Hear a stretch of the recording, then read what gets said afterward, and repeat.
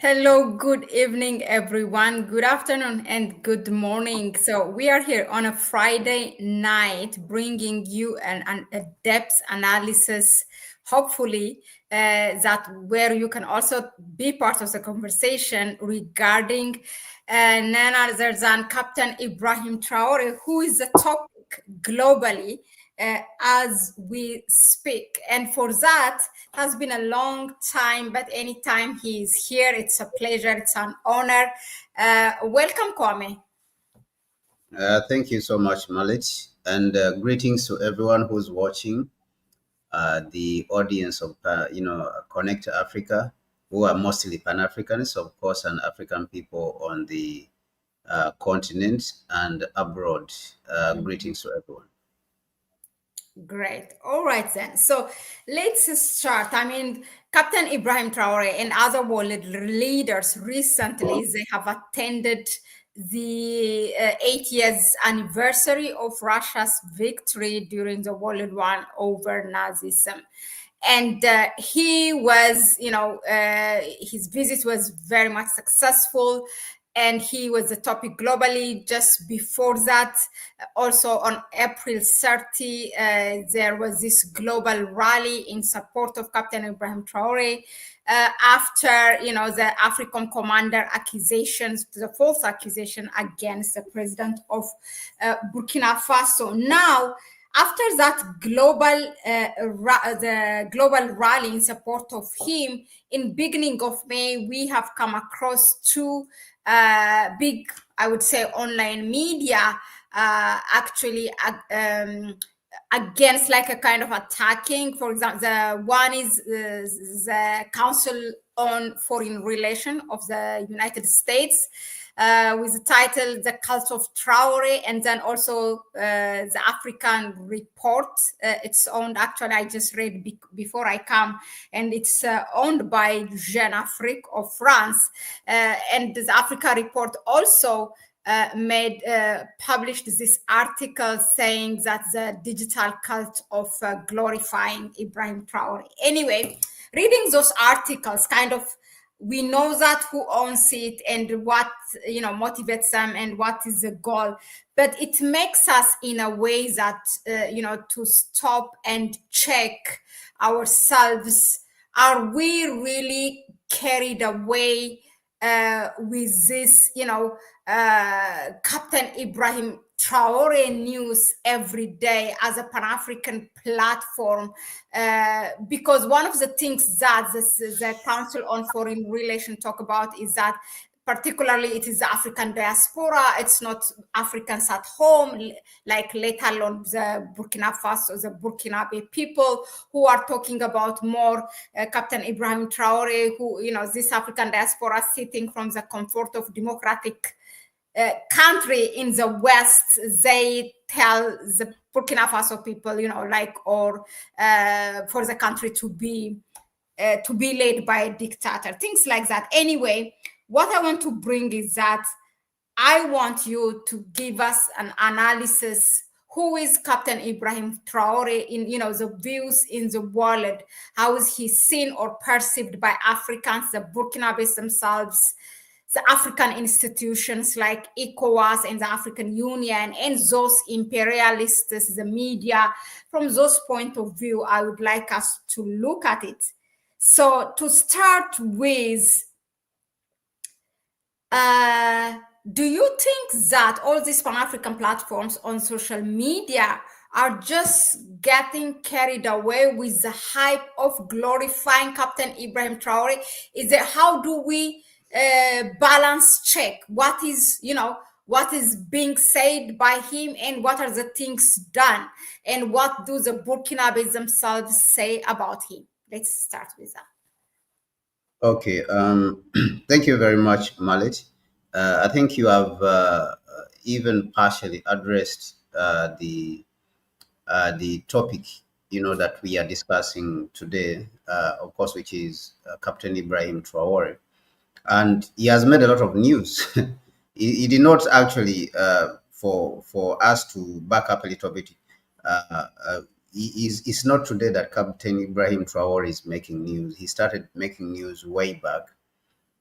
when he took power. And first of all, even actually, especially when he has gone to Russia, he has made a lot of news. I remember my first time to be the first time he caught my attention is when he went for the Russia US. No, it is the Russia Africa summit, Yeah. which happened. I think it was in St. Petersburg or something. I've forgotten the city in which it was in Russia. Yeah. And in that particular summit, which was the Russia Africa summit, he asked a question even before the heads of states. All of them were sitting there. They had the African heads of state, and many of them you could see that they were very uncomfortable. He asked a question that why is it that we have all these resources and yet we are poor? We Africans are called poor. We are abused, and none of them could give us an answer or could respond to that question. The person who tried to respond to the question which Ibrahim Traore raised, it was President Museveni of Uganda, is the one who tried a little bit to address his question. And he said that Museveni said that the issue was trade, the unfair trade, because he pointed out that Uganda, for example, or coffee growing countries of the global south are earning about 2 point. No, he said African countries are earning about coffee growing African countries are earning about $2.5 billion out of an industry of $460 billion. And countries like Germany, which are not growing any coffee, are earning so much, from coffee. So he pointed to Ibrahim Traore and he said that this is the problem. He called him this our younger soldier who is been asking questions, that this is the problem. But when you look really critically, I would not like Ibrahim Traore, which I suspect he also did not believe what Museveni said. I would not like to believe that the problem is trade, is the trade itself. Okay, but of course, this is a topic for another day. The topic today is strictly Ibrahim Traore. So that is the time in which he started, raising, uh, uh, you know, or attracting people's attention during that, Russia Africa summit. I think it was 2022 or 2023. I think it was 2023. Russia Africa summit. So when it comes to the things he has done, they are clear. They are clear for everyone to see. Number one, the expelling or the expulsion of the French military from Burkina Faso. That is a very important, that in itself is a very important step, okay? Is a very important gesture, is a very important move which he has made. And is that alone is enough to attract the attention of all Africans. Why? Because for a long time, Africans have been looking for somebody who can stand up for them.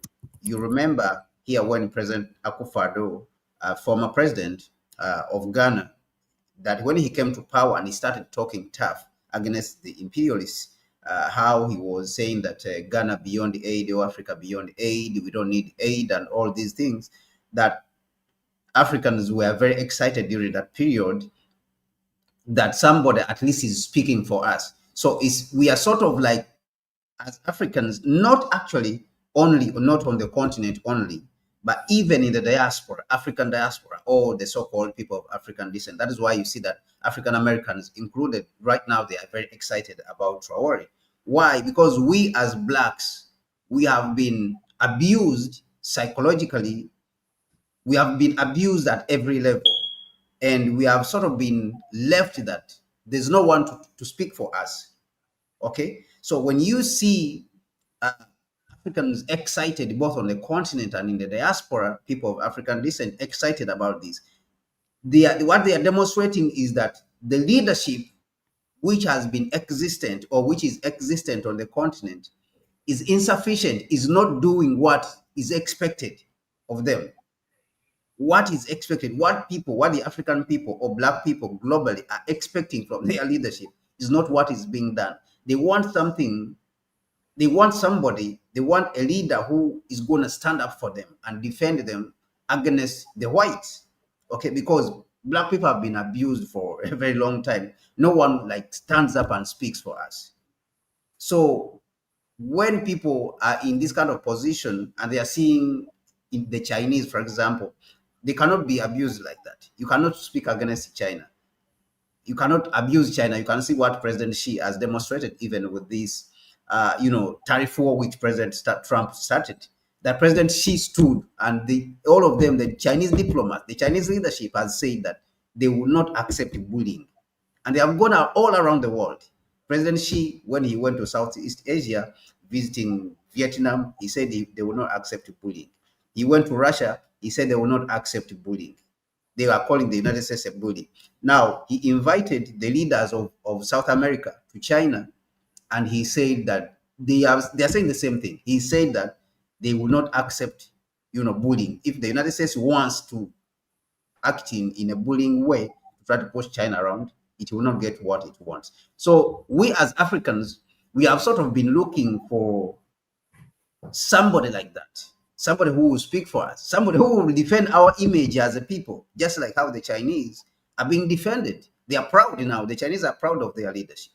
So regardless of the outcomes, whether Trump puts tariffs, but even we are seeing that because China was able to stand up, because President Xi and the Chinese leadership was able to stand up, the Americans were able to capitulate and roll back the tariffs, which they have, the taxes, the tariffs which they have put on the Chinese goods.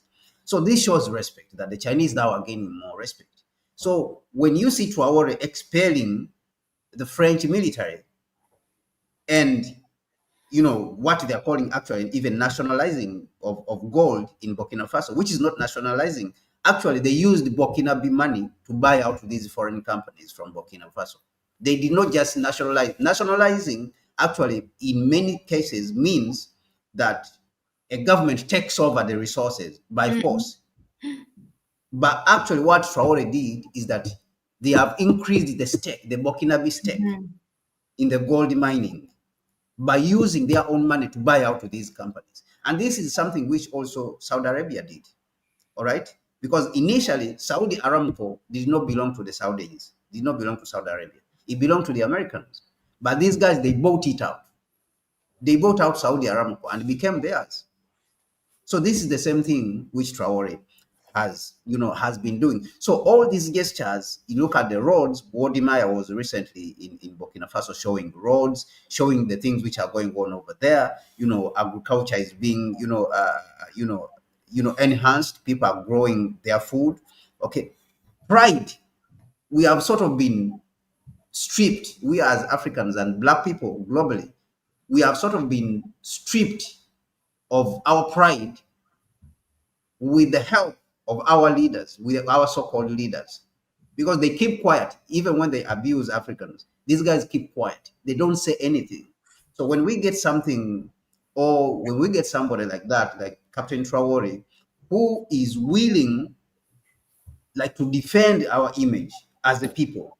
So this is not about dictatorship or authoritarian or about what, or people being overexcited or having misplaced excitement, but it is in itself, it is emotion, it is about respect, that at least for once, since in the Nkrumahs and the Patrice Lumumbas, at least for once, somebody has come up like to stand up for us as a people. And this is what people, and it is not, actually, I differ from people who say, oh, it is so-called worship and so-called hero worship and all that, okay, they are worshiping one man, stuff like that. It is not about that. This is about respect, which has been denied of us for a very long time. And so if one person is willing to stand up and defend that respect, or, to restore that respect, like what Nkrumah said during 1957 when Ghana was getting its independence, he said that we are going to create our own African personality and identity. All right?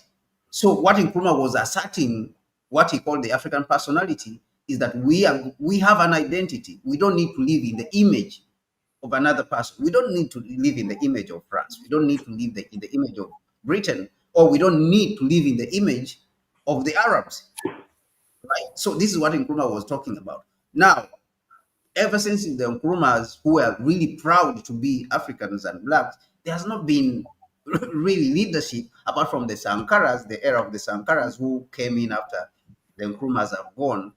You know, Nkrumah's generation, the Haile Selassies, who were really very proud, that generation, the Lumumbas, who were really very proud people, all these leaders, when they left, it's like this generation of leaders, the Akufo-Addo groups, everything the white man tells them, they do. If it means punishing their own people, they punish until the people resist. That you cannot continue to punish us because the white people have told you punish us. You can see what happened with Ruto. That because the white people are telling him punish your people with these taxes, he comes and punishes. So there's no pride.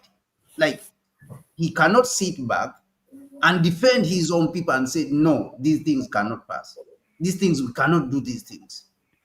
You see, he cannot talk back. Like he cannot sit on an international platform and defend his people. Kwame, sorry for coming in the middle, but okay, those are Africans in general. I think we haven't seen this kind of leader. So we have what we are seeing, in fact, is totally the opposite. So when we see such a leader, we take him in such a pride, and we have seen when he say he will cut ties with the French, he kicked out the military and this and that. But now, like, we are kind of fact, it's not that like personally me and you do not believe it, but at some point I think it's also good to do that fact check.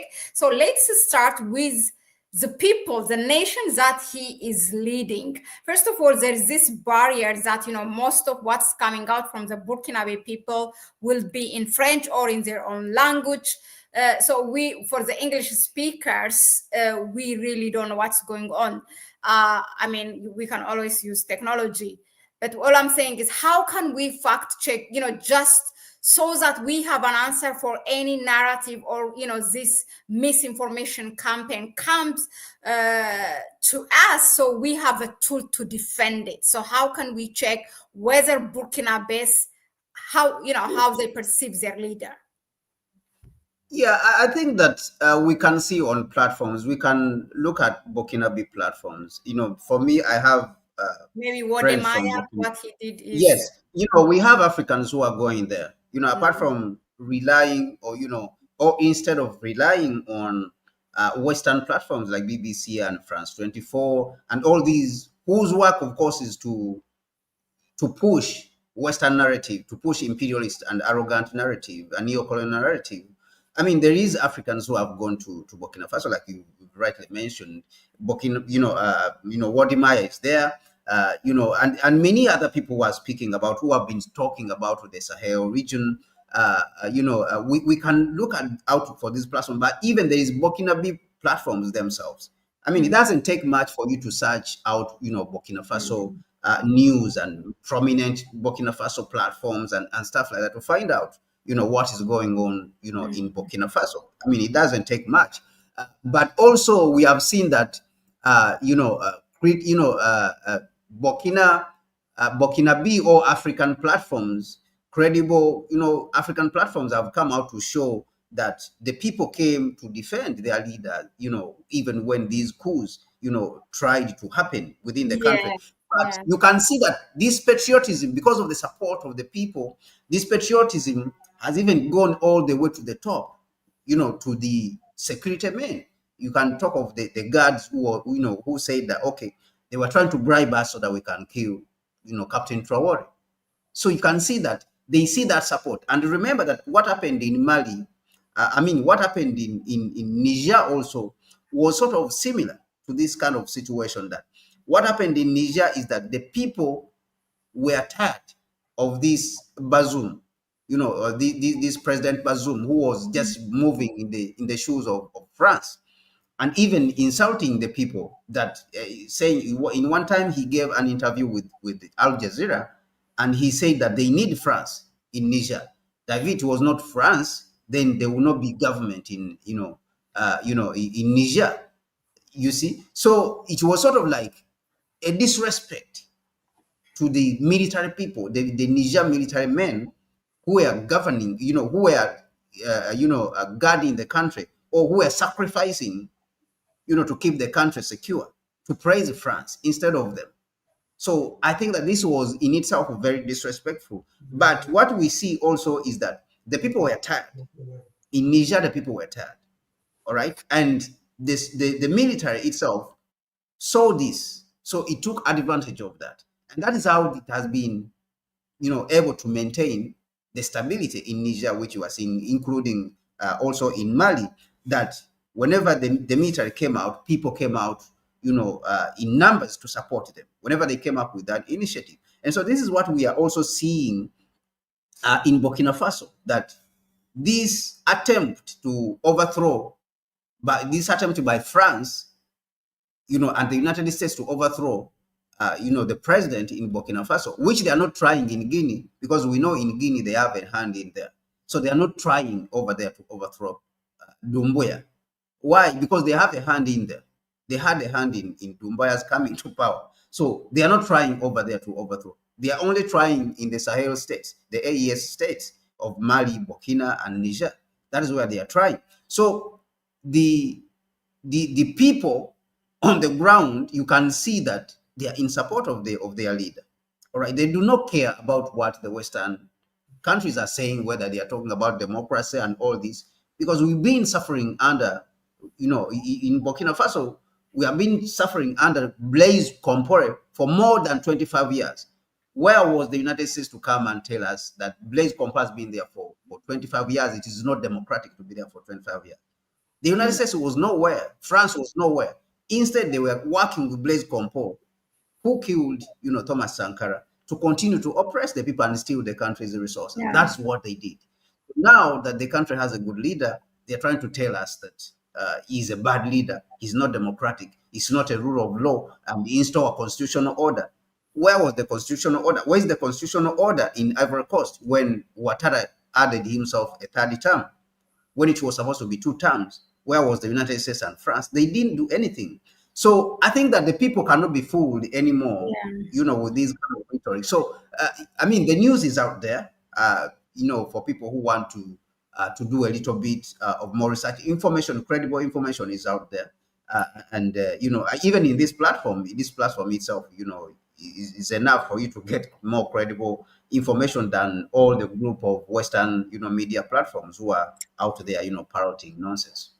Yeah, thank you very much, Kwame. Yeah, Wadamaya, who has, a very big platform right now, close to 2 million subscribers, and people really, the African diaspora, both at home and in the diaspora, see that. So he showed us, and other YouTubers, but he's just because he's big, his platform, that's why. And also there's a government one. If not the government, you have to look for others as well. It's, as you say, it doesn't take much, but as much as it sounds a cliche, it's important to say it out loud so that people know. One of the things, the reasons that we are doing this tonight is because we want our people, our audience, to have that tool. This is what's happening. You cannot fool us anymore. We are trying, on a daily basis to own our own narrative. So because we see that it's coming, that character, what do you call character assassination, demonizing. Yeah, it's coming. They are gearing up because they have seen, they didn't expect this, or I don't know, but something is cooking. So it's good to prepare our audience. Now let's go by geographical proximity and let's move to West Africa. In terms of institution, we have ECOWAS, which was, very, very resistant and they sanctioned at that time when the last coup happened, or the revolution happened in Niger in 2023. They came out they passed a statement, they sanctioned all the 3 countries, this and that. But after that, a lot has happened. 2025 May, countries have started already to reboost their bilateral relation. Ghana, I can say, has made a leap. How do you say? When you make that drastic change, and with under Mahama, we have seen today Senegal, Osman Sonko, also in Burkina Faso. But What do you think after this, whatever ECOWAS will say? Is it credible as an institution? Does it even matter when it comes to the Sahel states and the citizens themselves, people in Nigeria, people in Ghana? How do they perceive Ibrahim Traore? Yeah, I think that the perception of Ibrahim Traore is very clear and can be, within the West African region, can be summed up in the response which he was given when he was invited to President John Mahama as inauguration. Okay, when there was an inauguration in Ghana, President Traore was invited, and when his name was read, a lot of presidents, their names were read, at this particular inauguration. But when President Traore's name was read, during that particular inauguration, I think it was in January or February. I've forgotten the month. But when his name was read, people, stood up in applause. So in this in itself is very clear that even within these countries where the so-called democracy, as we know, Ghana is called, has been named by the imperialists as the beacon of democracy. Even in these countries, people feel suffocated, all right? They feel suffocated by these fake, democratic leaders like Nanado, President Nanado, the former President Nanado, or even President Mahama himself. And President Mahama himself got these signs clearly.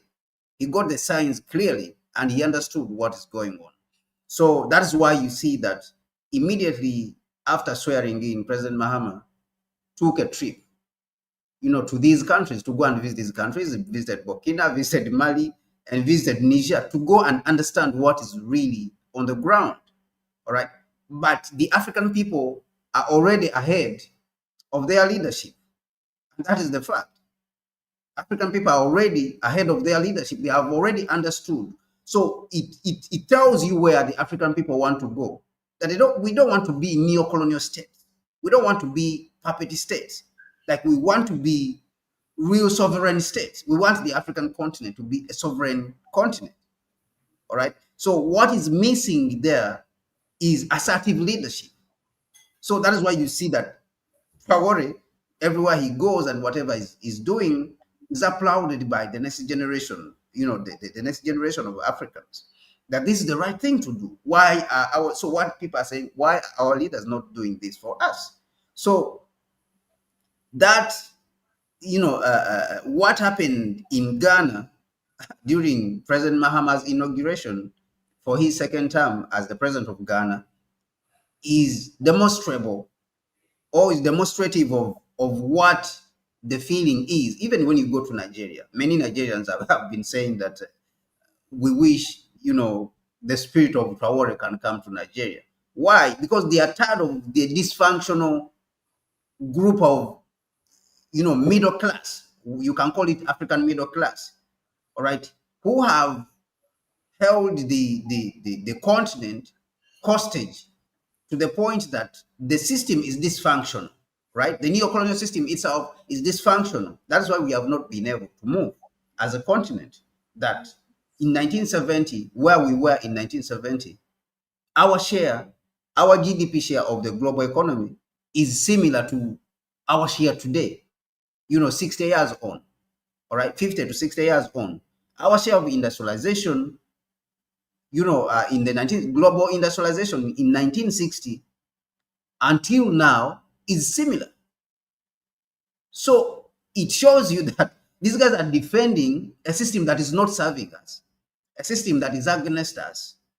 So when a leader who wants to make change, who people see that he wants to make change, comes up and he starts making those changes that people want to see, people don't care about in which way he's making those changes. Because at the end of the day, if we ask ourselves a question, what is the purpose of democracy? Because democracy for a very long time has been treated as an end in itself. All right. It is an end in itself. It is not something that is taking us somewhere, but it has now been treated as an end in itself. And yet, democracy is supposed to be a means to an end. But that end, which is the upward social mobility or socio-economic mobility of the people, this should be the end, has been now relegated to the back seat. Now, the democracy, which is supposed to lead us there, and which we should change if it doesn't work, so that the means, which is our improved lives, is upheld as the top, it has been thrown at the back. Now, democracy is the one which is the end. So this is the problem now, that the West has, this is the disservice that the West has done to us, and which our African heads of state and leaders have acquiesced to. They have agreed to this for a very long time. So I think that it is very clear when you go and ask the people, even you ask people on the street, whether it is students, and I know you spoke about the Council on Foreign Relations in the United States, which is a think tank in the United States, which is a neo-colonial think tank, neo-colonial think tank. I should add that this is a neo-colonial think tank whose purpose is just to protect the imperialist interests, which is exploitation of the poor and enriching of those ones who already have, giving to the already haves. What it says that Africans are excited, even intellectuals. I mean, it is an attempt. This in itself is an attempt to diminish Africans, the interests of the Africans, or is an attempt to erase, Africans as human beings. It is to say that we, the West, we are the ones who decide for you. So what we decide, you should accept it. You cannot have independent interests. You cannot have sovereign interests as Africans. It is the West which should decide for you. So if we say this is the interest which you should accept, then you should accept that. And therefore, if you are saying that you like Traore as Africans, then we have a problem with that. It is wrong. It is wrong to like Traore as Africans, because you are not supposed to have sovereign interests as Africans. You can only be in the shadow. You can only be in the shadow of the West. So that's basically what they are trying to say. That's what they are trying to do. You see, so, but I think that Africans all over, in West Africa, it is very clear. It's very clear that they are, excited. And this is where we want to go. All of us want to go, that we want to go in the direction of a truly sovereign and independent, African continent. Yeah, thank you on that, Kwame. And in fact, just to strengthen what you said, how people perceived him, and you brought the example of how, Ghanaians at that time who attended that presidential inauguration, honored Traore when his name was called. It is the leader, it is the head of state or whatever, the government leading the people. But I think what's happening now in West Africa, or even to the rest of the continent, is that the leaders or the heads of states are following their people, because they have seen where the eyes and the ears of their people are. So if that is what they are following, like leadership, like Captain Ibrahim Traore, sooner or later they might come at us. So let's adjust ourselves. That kind of situation is going on, I believe. So it's like changed for the government to follow the people, kind of. Yeah. So the other thing is that what Mahama's visit to the Sahelian states, the ES states, revealed, and I want to add so that I can put a little bit more light on your question on ECOWAS. Mm-hmm. What is the situation in ECOWAS now? What is the position of ECOWAS, and where does it stand currently? So even acceptable if it says anything after yes. this? So what it revealed, because ECOWAS actually wanted to take Mahama as some sort of negotiator, because remember in January the AES states finalized their exit from ECOWAS. Yeah. All right. And what ECOWAS said, that it has accepted the exit of the AES states, Burkina Faso, Mali, and Niger, but it is leaving the window open for them to return. Mm-hmm. Yeah, He's until leaving the tomorrow. door, not basically, not the window even. They said they are leaving the door open for them. And they have appointed, of course, before they appointed Jumai Faye, of Senegal, who of course failed to convince them, to stop their, a decision from withdrawing. But later on, I think they appointed, President Mahama also to try to convince them. But what Mahama's visit to the Sahelian states revealed is that these guys have decided to completely withdraw from ECOWAS, and there's no turning back. And this came out from what Mahama himself said. Mahama, Wow. when he came back after his visit, said that there is a big problem of trust. There's a breakage of trust between the Sahelian states and ECOWAS. And it will be very difficult. It requires a lot of time to rebuild that trust. So that statement, many people do not understand it actually. But that was a huge statement. It was a huge statement which Mahama made. What basically he meant is that there's no turning back. These guys are not turning back. And ECOWAS has become irrelevant. That is what that statement basically meant. And President Mahama in Ghana, I believe he knows that very well himself, that ECOWAS has become irrelevant. And many of us spoke about ECOWAS, how it is going to become irrelevant, and how it has become irrelevant with the defeat. Their defeat, the fact that the Sahelian states were able to come together and say that if ECOWAS, attacks one of them, all of them will respond.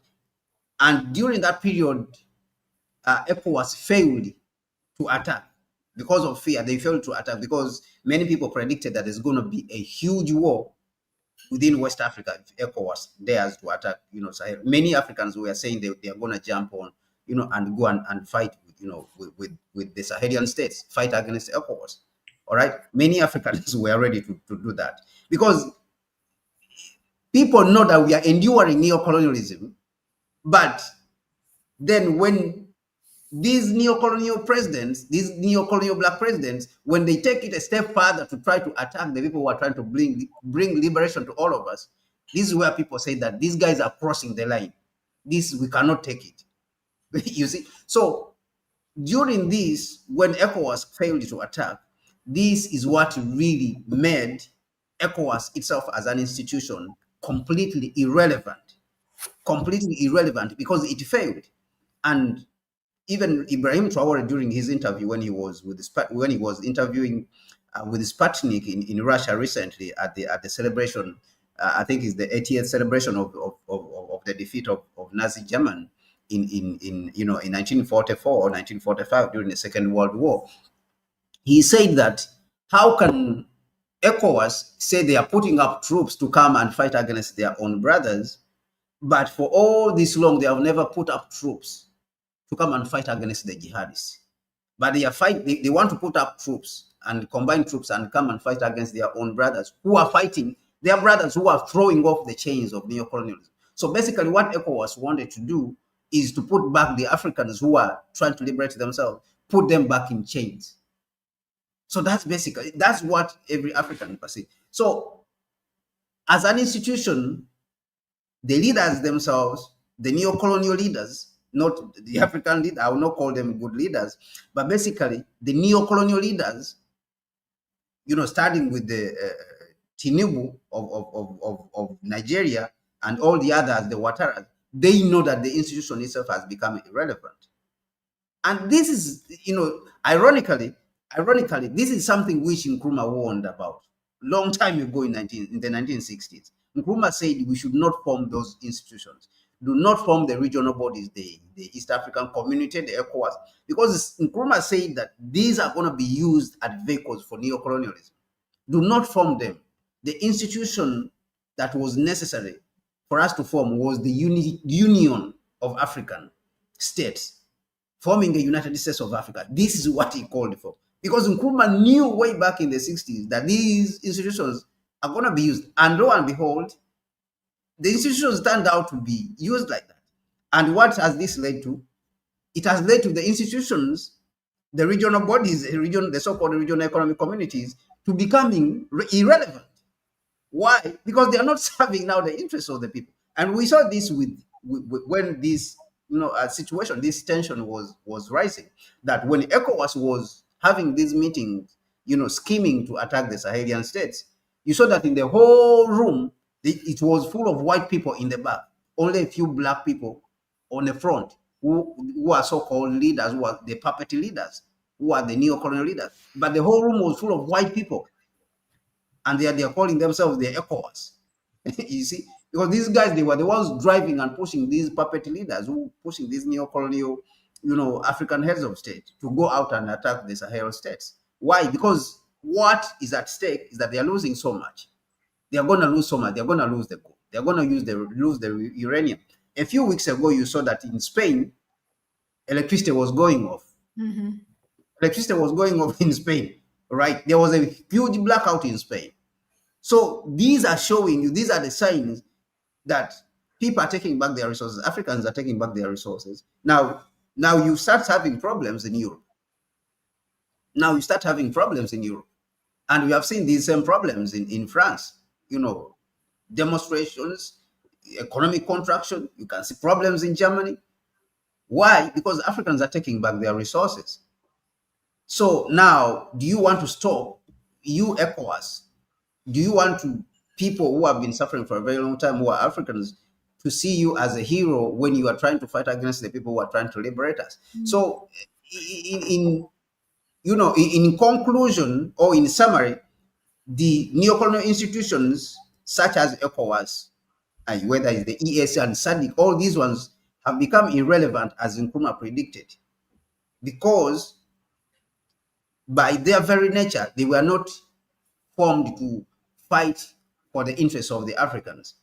But unfortunately, sad to say, even after half a century or 60 years for that matter, even the Organization of African Unity, now African Union, also exposed itself to be irrelevant, as we have seen, when people are so much into what's happening at the AES, the AU just as usual by the corner and saying nothing except sanctions. Yes, sanctions and empty statements. So it is because even in the AU itself, the AU which was formed, or the OAU which was formed, is not in the form of what Nkrumah envisioned. All right, and the real Pan-African fathers, what they envisioned. The form of the organization that was formed as the OAU in itself is what is called a compromise. It was called a compromise. Why? Because the union government is what was supposed to be formed, not a loose organization of African states. Because what was formed in 1963 was a loose organization of African states. Right? It was not a government. What was supposed to be formed was a government of African states. Ministers were supposed to be appointed there. People were supposed now to take on the status of governors, right? So this was the structure that was supposed to be formed. So that's why the AU or the OAU also went in the same direction as the regional bodies. So there's no really difference between the regional bodies, the regional economic communities, the ECOWAS, the EAC, and the SADC, and all these. There's no really difference between them and the OAU. Actually, what they are doing is the duplication of activities. Mm-hmm. with the AU. It's just a duplication of activities if you examine, because they are not really doing anything tangible. Like, okay, show us as the AU what is the major 2 projects you have accomplished on infrastructure projects you have accomplished on the African continent. Like, they can't show it. Yeah. Which are transformation that these projects are going to transform the continent and take it, into the next century as a competitive continent. It is plans on paper, Agenda 2063, all these things, but nothing is being done really on the ground. It's the same thing with the East African community. It's the same thing with the SADC. It's the same thing with ECOWAS. Things are always being spoken about, but nothing is being done about what is being spoken about. Yeah. Thank you, Kwame, for that. Just to remind you to our audience, today we are talking about what we call fact checking on Captain Ibrahim Traore. What are the people saying? People in Burkina Faso, in the Sahel, people, in the neighboring countries, in the continent, the African diaspora, and, those who are kicked out, the imperialists, the US and France. Now, we have talked about so far the Burkina Faso and the Western African countries and ECOWAS as an institution and even AU. Let's go to the African citizens versus the African diaspora. Now, in this Council of, because I find it interesting in a way, Council of Foreign Relations, which is the mouthpiece of the US government, the writer, this is what is published. Okay, I'll just read in an extract. To be sure, not all of the apparent support for Traore is homegrown, never mind genuine. The role of the Kremlin in propping up Traore as the arrowhead of a digital onslaught on liberal democracy and associated Western values in Africa has been well documented. Still, Moscow aside, there is enough evidence that for some Africans, Traore fulfills a certain salvific yearning, one apparently unmet or unmeetable, question mark, under the auspices of liberal democracy. Oddly enough, some of Traore's most fervent backers are Western-based actors whose passion for Africa tends to exceed actual knowledge of the region, whose concern for the welfare of Africa never extends as far as holding Africans and African leaders accountable for their actions, who automatically sign up for any cause so far as it bears an anti-Western label, and who irresponsibly preach dictatorship for Africa and from the safety and comfort of Western capitals where their lives are secured by the same liberal regime they typically denounce as alien to Africa. Now, the same thing also said more or less about African diaspora in the African report. And both these articles were published in 2 days apart. And both are owned. This one is for the US. The other one is owned by the Africa report. It seems for Africa, but it's, don't be fooled, it's owned It's by really not Jeunesse African. of Yeah. France. Okay. Yes. So we know what is behind. But even that apart, still, that aside, do you think that it is more the African diaspora who are into talking about Traore every day, and as to use the term from the Africa report, glorifying Captain Ibrahim Traore more than the Africans at home, meaning in the continent? If so, why? I tend to believe, I think there's something within the African diaspora, even our, great leaders, Pan-Africanists, like, for example, I was talking about it the other day when Thomas Sankara, he was in the United States at some point. Was it in 84? Am I right? And he has been in Harlem, and the same thing also for You want to visit. You want to visit. he Leaders, they went always to go not lived, yeah, right. to New York. But Yeah, he to went to speak visit, and he experienced Harlem and those African diaspora, the Black people who went there without their will. And it was after that, actually, which we don't know so much about, he established the Institute for Black People, now which Traore just a day ago has recreated it, and they are working on it, because right after that, Thomas Sankara was assassinated, and the organization Blaise Compaoré completely erased it off. Also, the Ethiopian World Federation, which is established by Dr. Melaku Bayan, who was sent by the emperor, to in the US. It was after his experience, particularly he studied in Ohio, but he was much after that for most of his life in Harlem. He founded that Ethiopian World. When it comes to Pan-Africanism, am I fantasizing? There is so much fire within the African diaspora than Africans at home. The ones at home are more longing to go outside of the continent. So what do you say about this? Yeah, just I'm everywhere, but you know exactly what I wanted to say. Yeah, first of all, I think you're not mistaken. First of all, I think you have to remember that Pan Africanism, as we all know, started from outside. Africans in the diaspora. And the same for Kwame Nkrumah as well. He was in the Yes, United States, and yes, that kind of contributed yes. to the whole thing. Yeah. Yeah, so most of the I'll come to that. I'll come to that actually. Africans in the diaspora, even before Kwame Nkrumah, I mean, we can talk about Africans who had a direct, connection with the continent. But when you're talking about people like Marcus Garvey, Sylvester Williams, all these are Africans who were not really born in the continent, but these are people who drove Pan-Africanism and the liberation of Africans, all over the world. People like Marcus Garvey never stepped on the African Is the continent. saying Africa should be born in you comes from Yes, that, perhaps, which yes, I never understood. yes. I think that one comes from Nkrumah, who said that Yeah. yes, you are not African. I'm not an African because I was born in Africa, but because Africa Okay. was born in me. Yeah.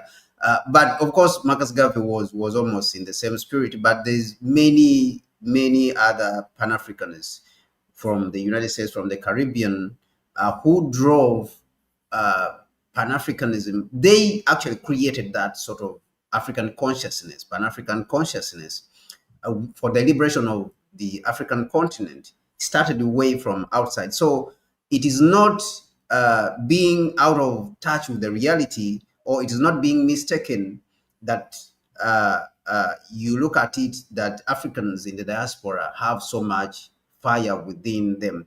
And on the other side, it can also be said that the African heads of state who have never lived outside this African continent do not really have strong foundations of Pan-Africanism, who have never visited uh, the conditions of African diaspora to see and live with them. They have not really been able to grasp what really Pan-Africanism is. They have not been able to connect. They have not been able to connect with the spirit of the diaspora, with the African diaspora, and really understand that we are one people. All right. So people like Nkrumah, who lived with the African diaspora in the United States and lived in those places like Harlem and all those places, they were able to understand what really imperialism means, what colonialism means, that the way we are being treated on the continent is actually the same way they are treating blacks in the United States. So it was the other leaders who have not lived in these conditions that did not really understand these kind of conditions. So when you see the diaspora, being so much is historical. This is historical, first of all. That's the first point that it brings out. Number two, what it shows you also is that What is historical again? What's happening in the Sahara? what is historical is that Africans in the diaspora have always wanted Africa to be free, and they have always Yeah. or they have always fought for the independence of the continent and Yeah. freedom of the continent. So many of them have said that I don't have to live there for me to want, my land to be free, our land to be free, or our continent, for our race not to be annihilated, cleaned. You can see places like Australia that the indigenous people were cleaned off the continent. Because remember that if they clean off the African people from the continent and they kill all of them, they remove them, I mean, the next thing is for you, the Africans who are in the diaspora. The next thing is for you to be killed, all of you to be removed, because you don't belong there. So they know, I believe that they know that they have to fight much more, even more than those ones who are on the continent. Because if they kill the people on the continent and they remove them, then they have to come and clear you. It will be easier even to clear you in the diaspora, because this is not your home ground. That's basically what it is. So the Africans in the diaspora have been drivers in that sense, that all this consciousness, for liberation has been coming from them. The Nkrumahs, all of them, they had to learn from them. It is Marcus Garvey who drove the consciousness all the way from the diaspora and spread it all over the African continent. Even people who taught Nkrumah themselves, when Nkrumah had not yet even gone to the United States, they were learning from Marcus Garvey, even though Marcus Garvey had never, in Ghana itself, because Marcus Garvey's philosophy was spreading all over the world and the African continent. Remember, that time there was even no internet. But imagine that his news and his speeches were penetrating all the way to the continent, when the continent was actually under colonialism. So imagine the effect. So these African diaspora now, this has been a historical sort of burden for them to see that the continent is free. That is number one. So no one can take that away from the African diaspora. Number two, it shows you that many of the Africans who leave the continent to go to the diaspora, to go to the United States, to go to European capitals, and I know that the Council on Foreign Relations, they were saying that, because they are living in democracy, so they are happy. These people are not happy, and they don't want to be there. That is number one. They want to be in the continent. If the continent was not being ravaged by imperialism, our people don't want to be in the diaspora, to be in the cold conditions where the white people are. They want to be in the good conditions, in the good climate in Africa. But now imperialism comes and takes over our continent and ravages it and kills the good leaders and puts the puppet leaders, and now turns around and blames the African people who are now leaving the continent to go to where the white man is taking our resources, and says now they are living the democracy. They are living in democracy. They are saying that Africa should be in dictatorship. You see? So they are trying to misinterpret. They are trying to misinterpret and paint, what the people are really feeling, and misrepresent it to the world, and they say they are living in the democracy. They want dictatorship in Africa. These people are not saying they want to live in your land, but it's because you have contributed in destroying the African continent. You have killed our leaders. You are stealing our resources. So we have now to move and go and find the resources where you are taking them, which is your country. That's where you are taking our resources. And I think the first person to speak about this, it was Muammar Gaddafi, who said that these people are not leaving the Africa because they want to go to Europe. No, you are taking their resources. So they are following the resources. I love how you debunked it, because most of the time it's taken for granted that the people who live, African people who live outside, are happy and comfortable, and yes, they might not want to go back, but if things are better, why not? No, our people don't want to live in Europe. Our people don't want to live in the United States. If our continent was in a good condition, why would they want to go there and live there? How many Chinese do you see that they go and live in the United States and live their country? The Chinese, I think, according to the Chinese Ministry of Foreign Affairs, more than 5 million Chinese leave their country to go on tourism outside China. But almost all of them come back to China. All of them. You see, so our people don't want to live in the United States or live in England in those cold conditions, those cold weather, when there's good weather in Africa. It's because of the conditions. These imperialists have made life very difficult for us to live in our own land.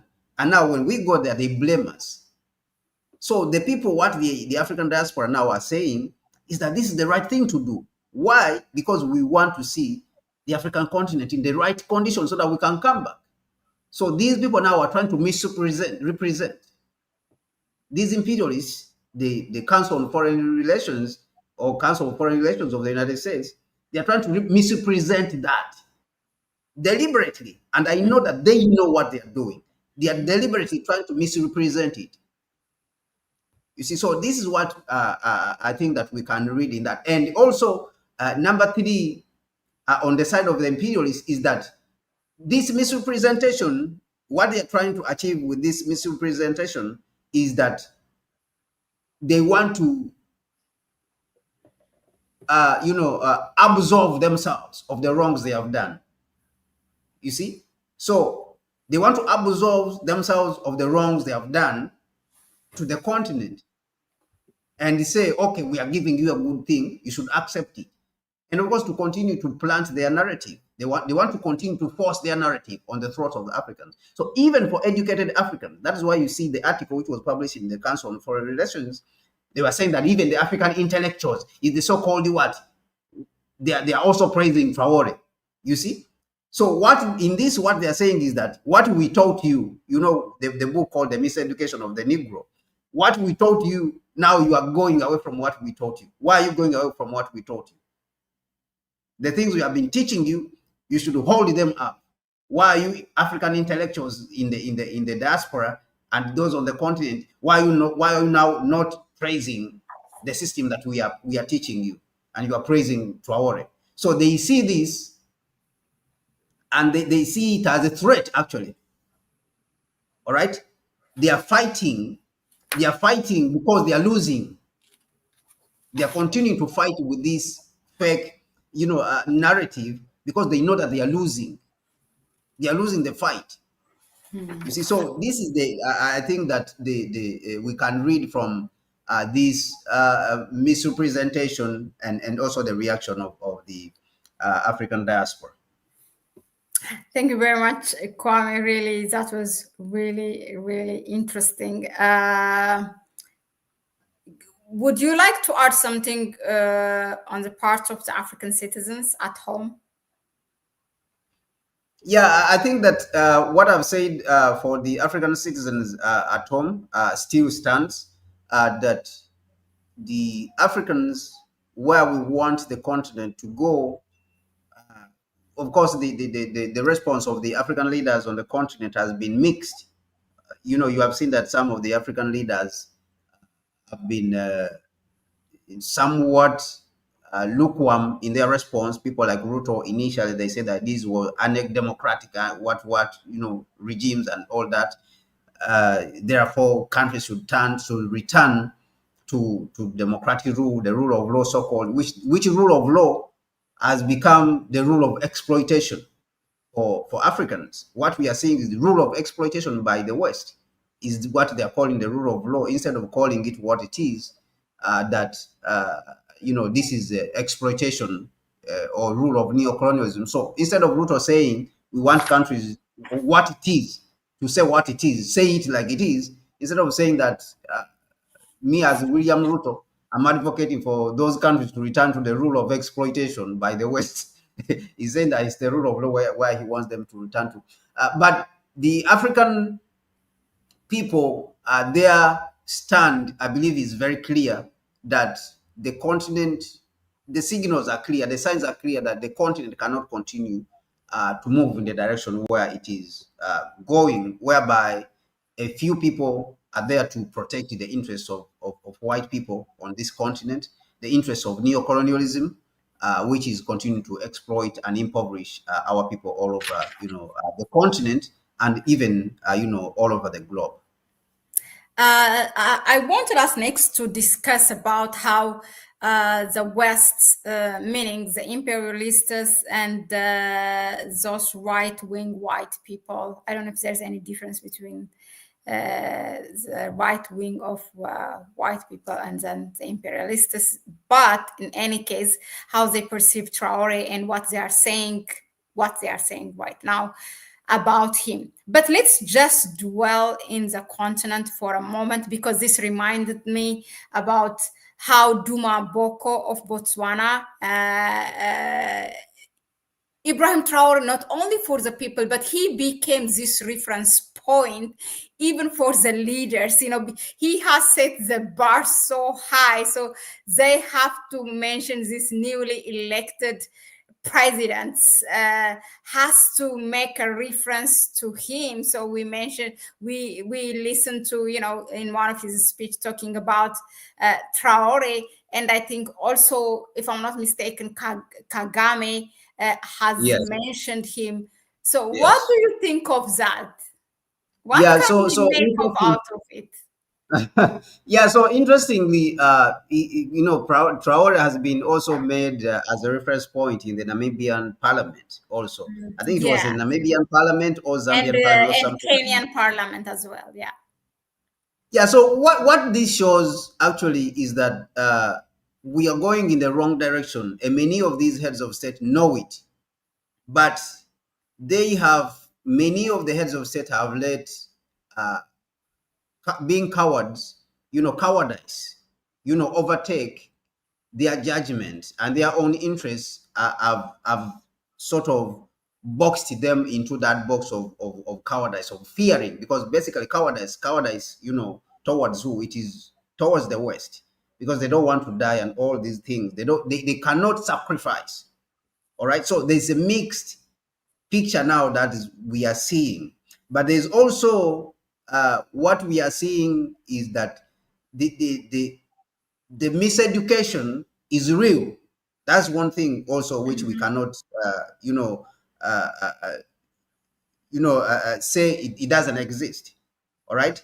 We cannot take lightly that the miseducation is not working. Many have believed, like if you look at Akufo-Addo, who has not done anything, who did not do anything for Ghana as a president. If you look at him and how he was talking about this so-called democracy and Western system, it shows you that he really believed in it. All right? He believed in it. And this is the danger now, that he believed in this Western system so much that he was convinced that it will work, to the point that he came to power and he did nothing for the country. Right? Because he really did not understand how this system works. He doesn't understand. He didn't understand. And you could see this in, at the very moment when he became president, that he said, Akufo-Addo said himself, that it is not right for Ghana's economy to be owned by foreigners, for Ghanaians to be outside the main drivers of the economy. What are the main drivers of the economy, for example, in Ghana? Oil, gold, cocoa, and the financial sector. All these four sectors, they are owned by foreigners, foreign banks. The gold, the main export, the major export in Ghana is oil and gold. All of them are owned by foreign companies from Canada, from the US, from Britain. So Akufo-Addo noticed this, but did he do anything about it? He did not do anything about it to change this poor structure, this structure which is stacked up against the people. So this shows you that this man was convinced from the very beginning, when he was coming to power, that what he believed is democracy is really democracy. It works. So this is why I say that we cannot underestimate now the miseducation that is going on. Apart from the cowardice that we have, that many of the leaders don't want to sacrifice for the African continent, but know the problem. They know that imperialism is killing us, is exploiting us. It is sucking the blood. It's a parasite that is sucking blood out of our bodies, that is killing the African children, is denying us of infrastructure and medicines in the, in the hospitals, and denying us roads and good infrastructure, and improve the lives of living, improve the lives. It is denying us. They know this, but they don't do anything about it. They leave everything as it is. Why? Because they think that the United States is very powerful, the Europeans are powerful, or the white man is powerful. It cannot be touched. All right. So, and then there is those who want to do something about it, but somehow it's not enough. All right. They don't have enough power. All right. And I think that is where people like Kagame come in, because they feel frustrated that why are we not coming together and responding to these problems? Why are we not coming together and confronting the exploiters? So that frustration, then that is where you see it comes out in people like Kagame, who says that now it is time for us to do this. It is time for us to do this, right? Because he sees the colleagues, these ones who are completely miseducated about the system, which they believe that it works and it is not working, and those ones who know what to do, who know what should be done, who know that the system is exploiting us, but they don't want to do anything about it, or they fear the white man. All right, or the white man will kill me, or the white man will do this to me, or the white man will, will overthrow me from power and stuff like that. So that frustration, that is what comes out in people like, Kagame. You see that he's saying the things he's saying because he would want to see that, okay, let's come together and fight against this system. And then there's people who are completely confused, like Museveni. I believe that Museveni, people like President Museveni, is one of those who are completely confused because he also believes that this system works. As we have heard him talking about, demand and supply, as if he's the one who invented those things, as if he's the one who started that you have to sell a good, a product, and a service before you can become rich. You see? But he's somebody who has been at the helm of the country, Uganda, but he has not been able to fully develop it for 40 years. He's coming to 40 years now. He has not been able to develop the country. Lee Kuan Yew was at the helm of Singapore for 30 years and he was able to develop it from a poor country to a first world country. So people like that, they frustrate people like Kagame. You see? Because you are there, you are saying that something works, but something doesn't really, we know it doesn't work. And the reason it doesn't work, because you are weak. Because the system we are operating in, I think Nkrumah said that in the 60s, Nkrumah said that Kwame Nkrumah said that the newly independent African states, so he said that capitalism is so complicated a system for newly independent African states to deal with independently, as small as they are, because most of them, their economies are unviable. They are unviable states. All right. So what basically Nkrumah meant is that even today is that capitalism as a system, it is not for the weak. It's not for weak nations. It's not for weak states. The weak states have to be subjugated or have to accept to be satellite states like Taiwan. You can be rich in that system, but you have to accept to be a satellite because Taiwan, like that, is a satellite of the United States. You have to accept to be used, even though you are rich. South Korea is a rich country, but you have to accept it to be used. All right? But these countries now are isolated. That's why they have been able to achieve this much success. Singapore, all right, is a city state. Now, in Africa, for you to accept it to be a satellite, and we have seen countries which have tried this, like countries like Ghana, accepted for a very long time to be a satellite of the United States. But the difference between Taiwan, Singapore, South Korea, and Ghana is that Ghana is part of a larger community, is part of a bigger continent, that even though you accept it to be a satellite, you can't grow the same way, even in South Africa, right? Even if it is South Africa, you can't grow to the first world level when you are surrounded by a sea of poverty, right? At the end of the day, these small countries are going, these countries who are around you are poor. They are going to overrun the small economy which has been developed. So that's why it has not been possible. And so this is the vision of Nkrumah, which Nkrumah was seeing, and saying that the capitalism is so complicated a system for newly independent African states to deal with it. So this is the understanding that people like President Museveni lack. He doesn't have it, because look at a country like Uganda. You can't fully develop a country like Uganda and say that I've developed it completely. Why? Because you have instability in Sudan, right? You have instability in Eastern DR Congo. All this is poverty which is surrounding you. So how are you going to develop Uganda to a fully, even if it's Rwanda, to a fully developed when you have instability here or you have poor people here? Because basically, Kampala, which is the capital of Uganda, is basically almost like the capital city of South Sudan. Even when you go to Kampala, you find a lot of people from South Sudan. Why? Because things are not good over there. So they find it that even Kampala is much better. It's better to go and live in Uganda than to live in South Sudan and live in Juba. And they don't move because they want to move from their country. But if the place was completely developed, they would not be moving. Is there something which we have been speaking about? If the continent of Africa was completely developed, Africans would not move to go to Europe. Africans don't want to go to Europe and experience that racism. Africans don't want to move to Europe and the United States and experience that bad weather and go and work in toilets and go and wash dishes for the white people. Africans don't want to do that if our continent was developed. So that lack of understanding of the capitalist system and how to play in it.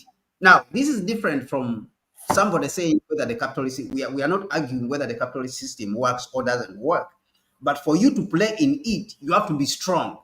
You can't be weak. And this is what Nkrumah was trying to say, that this thing of survival for the fittest is real. And therefore, we have to organize ourselves in form of a continent, as a race of people. We have to organize ourselves as a unity, not as tribes.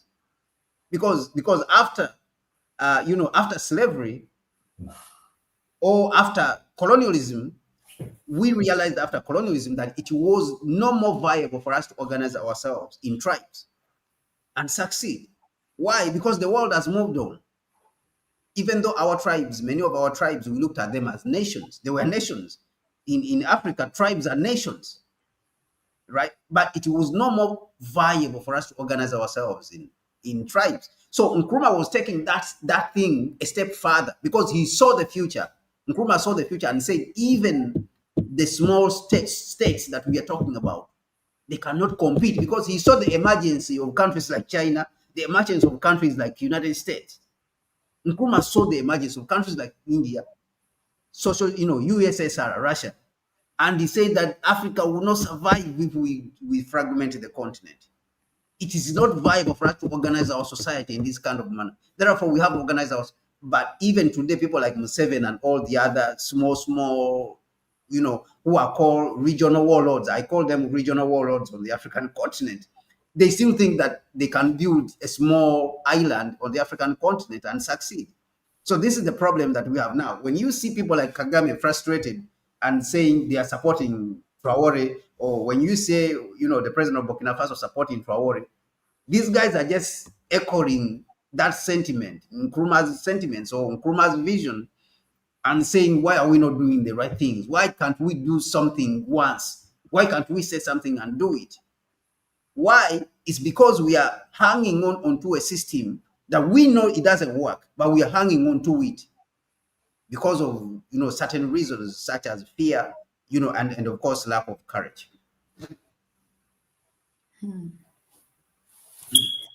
Interesting. Yeah. So let's move on and now talk about how the West perceives Captain Ibrahim Traore.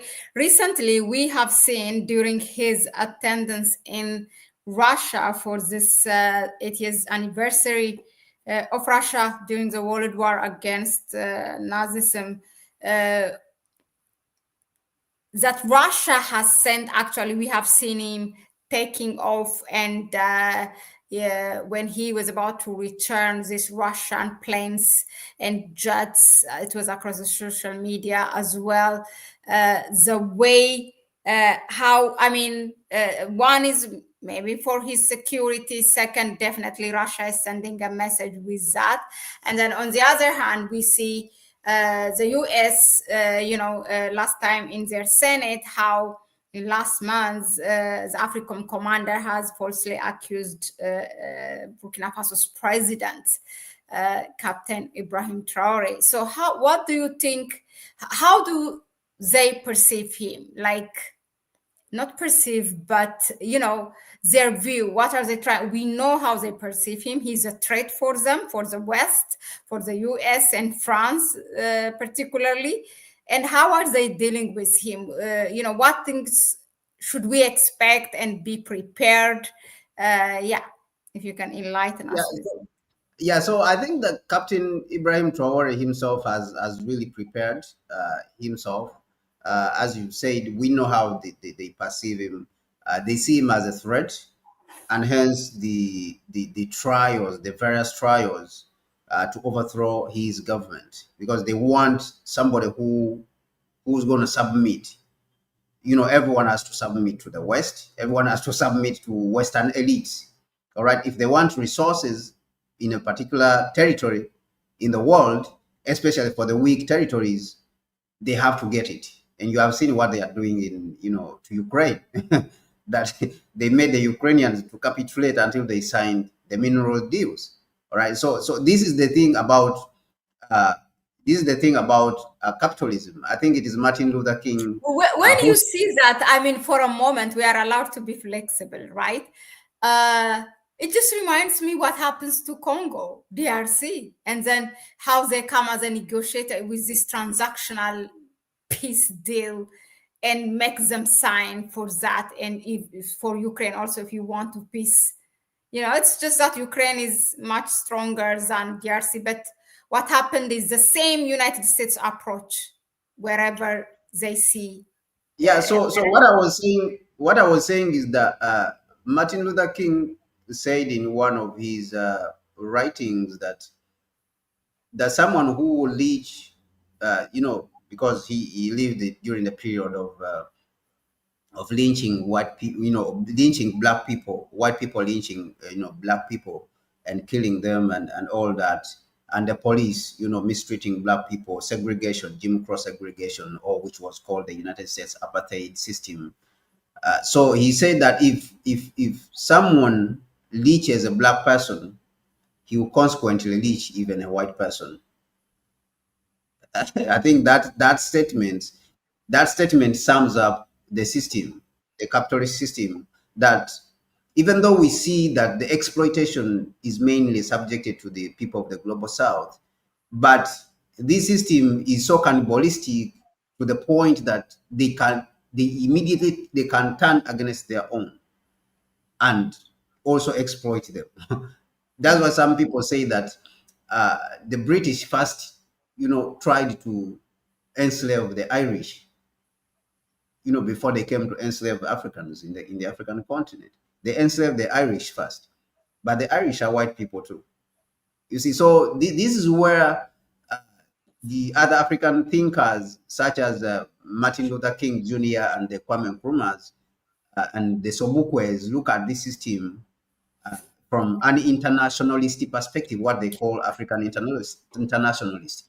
And people like Omalia Shitela, who's running an organization from St. Louis in Missouri, calls his philosophy African internationalist. And in this African internationalist, he's fighting for the interests of Africans, but he also welcomes other white people to join him in this. Why? Is because he understands that there is some white people, even though not all, but there's some white people who really want to stop this system of oppression of anyone who is weak. Because even though they may oppress the other white people, like what we are seeing, the exploitation and misuse and the use of Ukraine. Because when things turn to worse, when the bad turns to worse, they normally turn to their own and exploit them, right? Because there's nowhere else to exploit. You are being chased from the Middle East. Africans are also resisting and rejecting. So who else is remaining there? Use Ukraine and exploit Ukraine. So that is the philosophy, of capitalism. So what we are seeing from the West is that now they have to fight. They have to fight with everything they have for this, for against this Traore, who they are perceiving as an enemy, that he is trying to embolden. He's trying to teach others, even who learn from him. Other African heads of state might learn from him.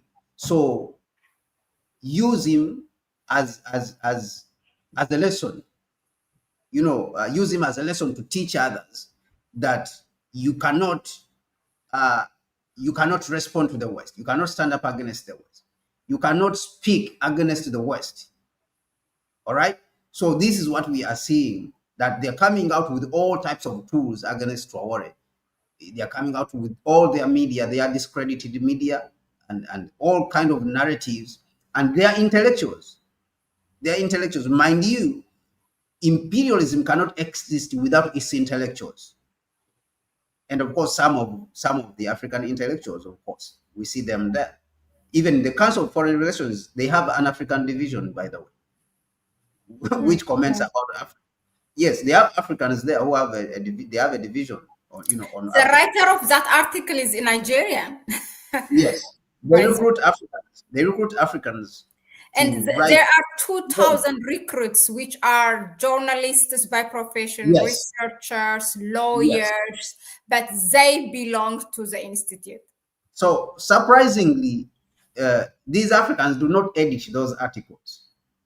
They just write and they submit to white people. The white people, they are the ones who edit the articles, and they remove anything which they think that is not for the interest of exploitation of these people, is not for the interest of the West. If anything, has a sign that it will make them look bad as exploiters, they will remove it from those articles. So they will put those names of Africans just as a face, as black face. But behind the articles is really white people who are writing those, imperialist white people who are writing those articles. So we see them using all those institutions against, Ibrahim Traore, because they see that what is at stake is the gold. What is at stake is sovereignty. And more so, this guy is going to teach others. The others are going to copy him, and we're going to be in trouble that we're not going to have anywhere else to, to exploit resources. Speaking of, just to add, behind that article, even if it's a name that look like African, it's mostly the white person who is edited. I don't know, because we have seen black people like many of our sellouts, who assassinated our leaders. People like now, presently, the African commander, and all those heads of states in Ivory Coast, Benin, who are an accomplice with France to throw away governments in Sahel. We always have taken a part in the demise of our people. So we cannot deny that, whether call it we are brainwashed or whatever, we have been there and we are still there taking part, isn't it? Yeah, those who take part, like the Juma has mentioned, the Colin Powell, Susan Rice, and Condoleezza Rice, and I think this woman who was oh my God, what a coincidence! It's the Juma boutique is also writing yeah, Colin Powell. And this woman who was the U.S. representative at the United Nations under Biden, what is her name? That black woman, people like that. So these people, they put up the interest. There is always, every society has these kind of people who put their own interests before the interests of their society. We have them, numerous people, people who put up their own advancement over, the advancement of their own society, their race as a group, their group. You see, so we have many of those. So we cannot deny that we don't have a lot of those, but we cannot use those to paint the whole society that we as blacks, we have participated in the killing of our own society. Every society has these kind of people, and we see them even in China. Even when you go to Fox News, you see there's some people of Chinese descent there who are always bashing their own government, and the US, give them a platform, gives them a lot of platform for them to bash their own country, and they are Chinese. You see, imagine these guys, if they got a chance to go back to China and be given an opportunity to govern the country, they would turn the country into a satellite of the United States, a neo-colonial state. Basically, that's what they would do. And we are seeing what is happening in Taiwan. That is another example, because Taiwan, basically, they are Chinese. These are Chinese. Even the Taiwanese constitution, Taiwanese constitution says that they are Chinese. They themselves, they know that they are Chinese, that Taiwan is a part of China. You see, so, but the leadership there has decided to be in a satellite state instead of joining their brothers on Chinese mainland and building a great society, which can be able to last for another maybe 5,000 years. They are deciding to side with a temporary state, a colonial state, or a settler state, which killed off all indigenous people and they took over. So they decided to side with that. So I think that it is not about blacks only or Africans only, but it's just that where the state where we are as Africans is a difficult stage, and it was because of the war which was waged, on our leadership in the 60s. Because in the 60s, good leadership emerged, whether it was on the continent, whether it was in the United States and African diaspora. There was a war which was waged to wipe out all the leadership that was giving the black people a direction. The Black Panther, you can talk of the Nkrumahs, we have already mentioned them, the Sankara, Thomas Sankara, the Lumumbas, all these were deliberately wiped out, the Sobukwe, Robert Sobukwe, in South Africa. All these guys wanted to give, wanted to give direction to the black people so that we will not be in a position whereby we will disgrace ourselves, and succumb to external manipulation. But there was a deliberate war which was waged to clear off this generation so that we will not get any direction. So I would not like to, to put the cowards or the puppets and the betrayers of our people, their crimes, and put them all on all of us as a race, as a people. Even though they are blacks, we know they are blacks, but I don't think they represent the rest of us who are, the rest of the people who are suffering and they want a better continent, a dignified continent. And that is why you are seeing that Traore is getting, a lot of traction, a lot of attention of blacks and a lot of support, from the blacks. So, but we have a few who maintain the system because they are gaining from it. They for their own selfish interest, that they put up their own interests against the interests of their group or their race. If you ask, for example, people like Michael Langley, who's the general, of African Command, or Linda Thomas, or Condoleezza Rice, all these people, how have they benefited, their race as a people? They will not tell you anything they have done for black people. They will just say, I'm an American. I'm an American, and I've benefited my country. You see? But the white people, they don't see themselves like that. You have seen how Trump has been fighting to defend the white South Africans. So these people, they don't see themselves. The white people don't see themselves as Condoleezza Rice or Linda Thomas or Michael Langley see themselves and say, I'm an American. I'm an American. Trump sees himself as a white, and therefore he feels that he is obliged. He has the obligation to defend the whites in South Africa, mind you, who are not even being oppressed. All right, but it's because these whites, they don't want to live with the blacks.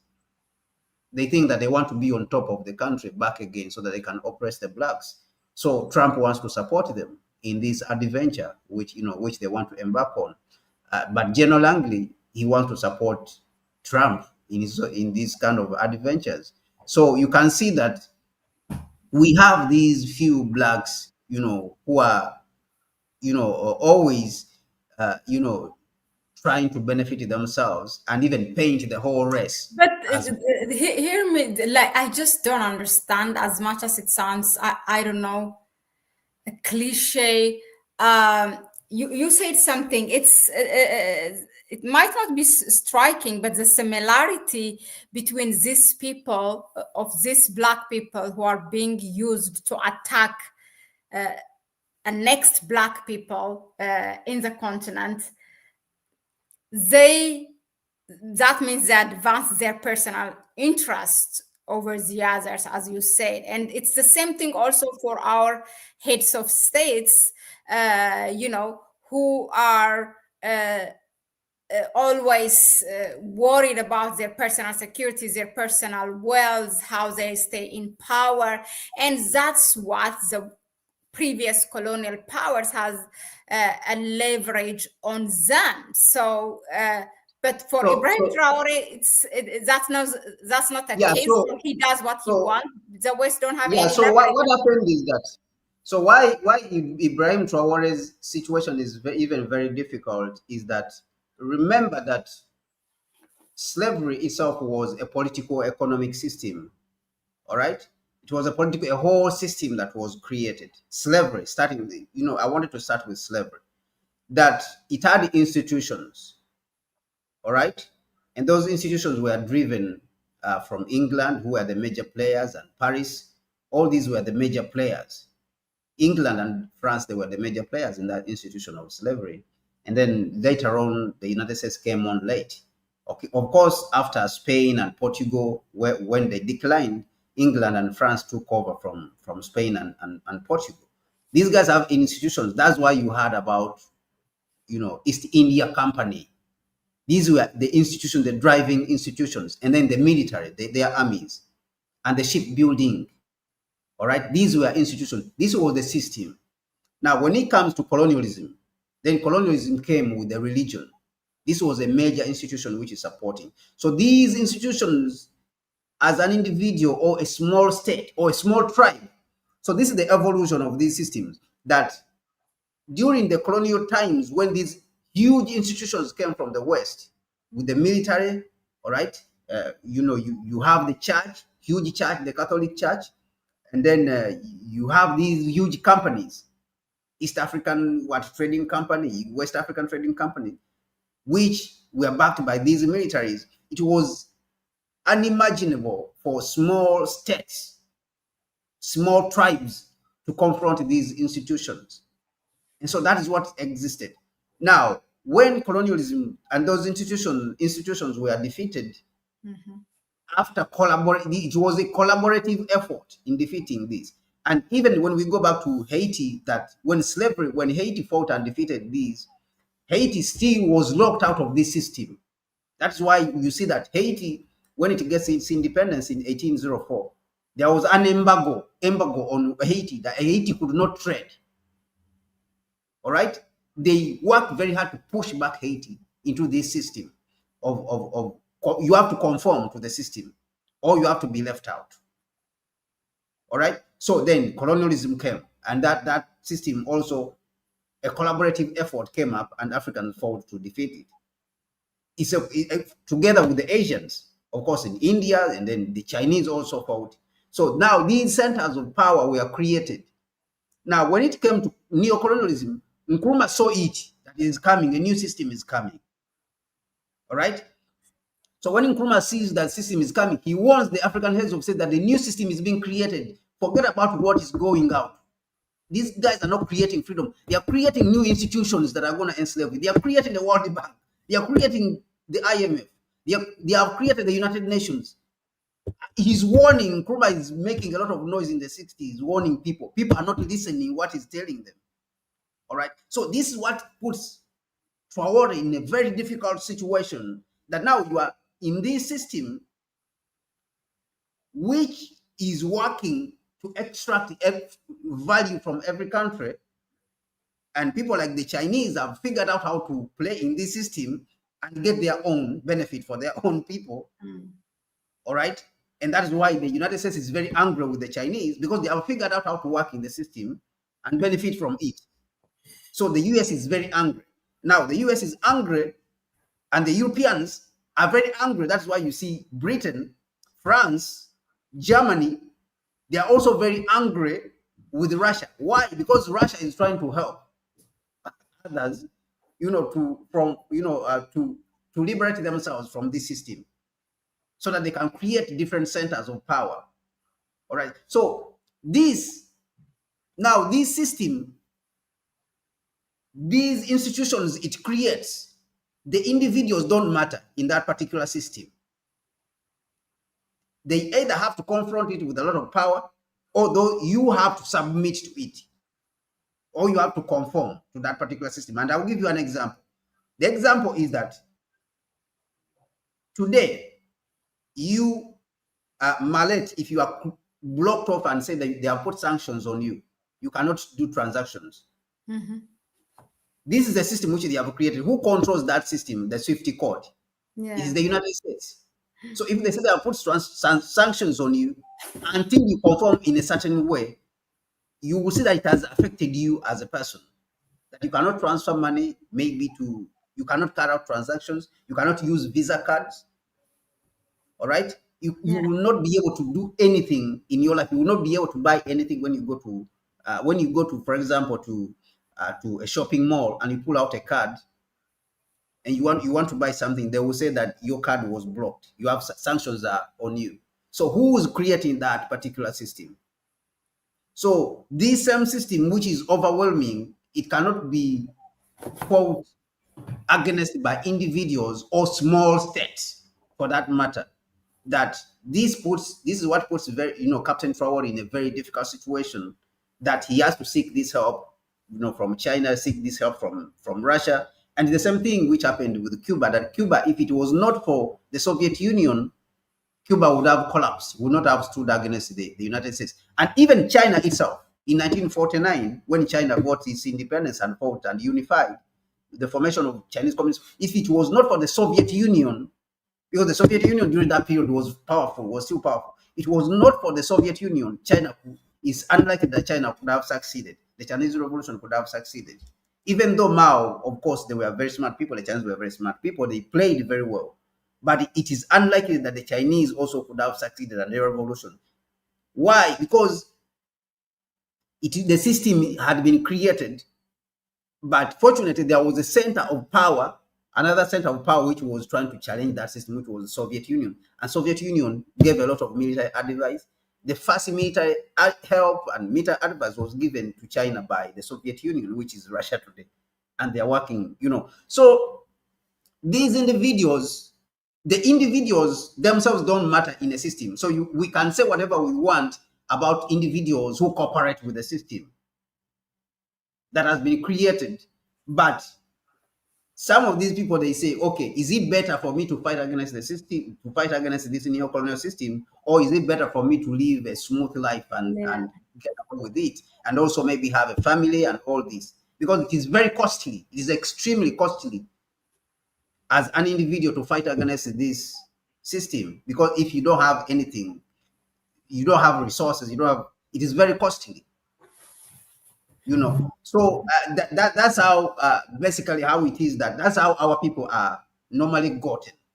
It's not in some cases you may not find that, okay, Linda Thomas wants to operate, or maybe Michael Langley wants to operate. It's not that Michael Langley doesn't know, General Michael Langley doesn't know the truth. If you go and check deep and you break his brain and you open his brain and check his consciousness, that he doesn't know the truth. He knows. He knows. But something is driving him.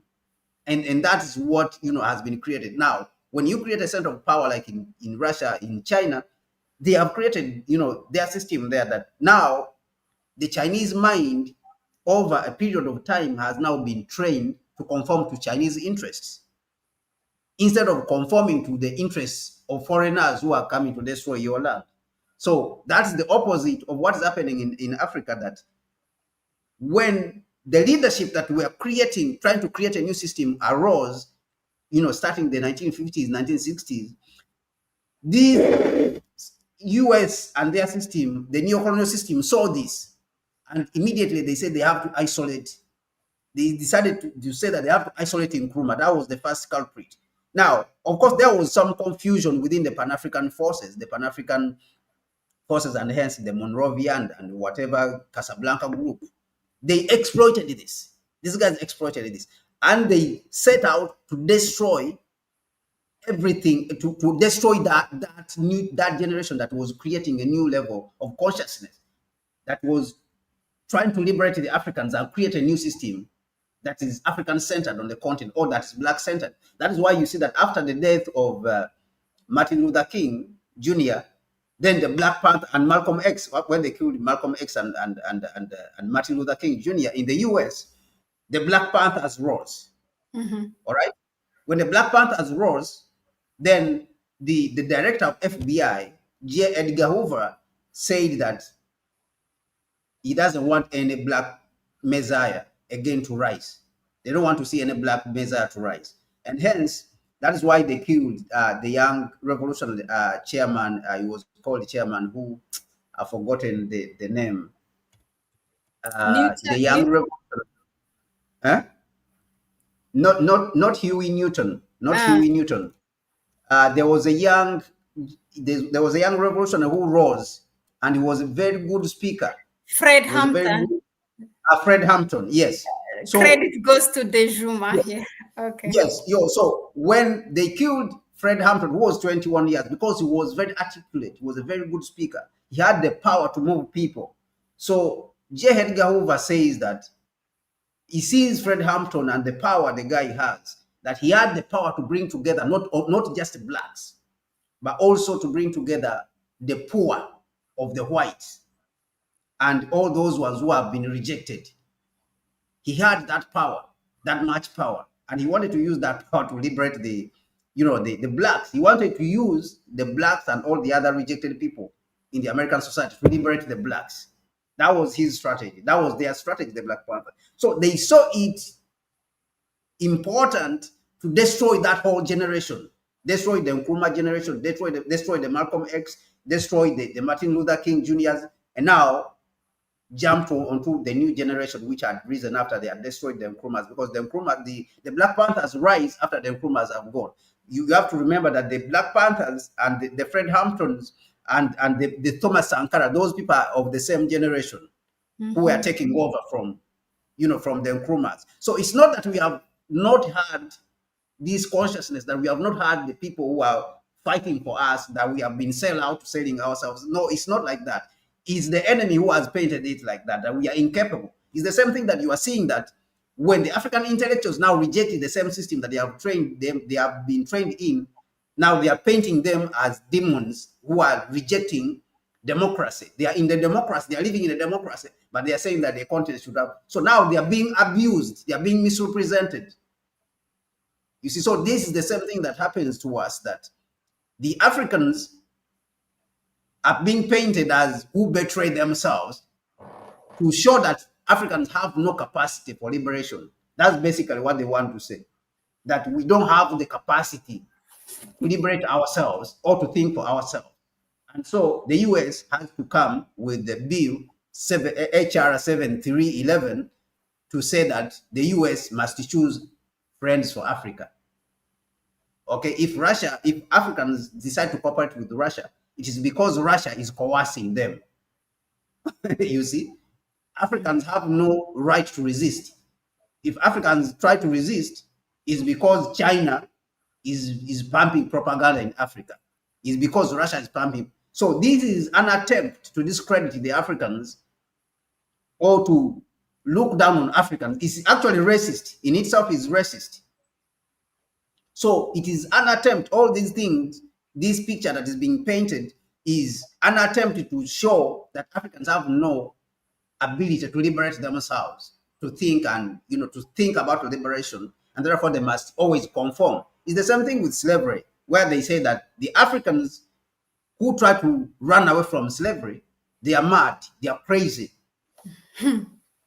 You see, that's what they used to say. That if you try to run away from slavery, if you are talking about liberty from slavery, you are crazy, you are mad. Why are you running away from slavery? So this is how they try to paint it. So we have had a whole generation of people who have wanted to liberate us, but this system saw a new system that was being created within the Black community, within the African continent, and they set out to fight against that new system that was being created by the likes of Nkrumah. What do you think Nkrumah was saying when Nkrumah talks about we are going to create our own African personality and identity? This is the system Nkrumah was talking about.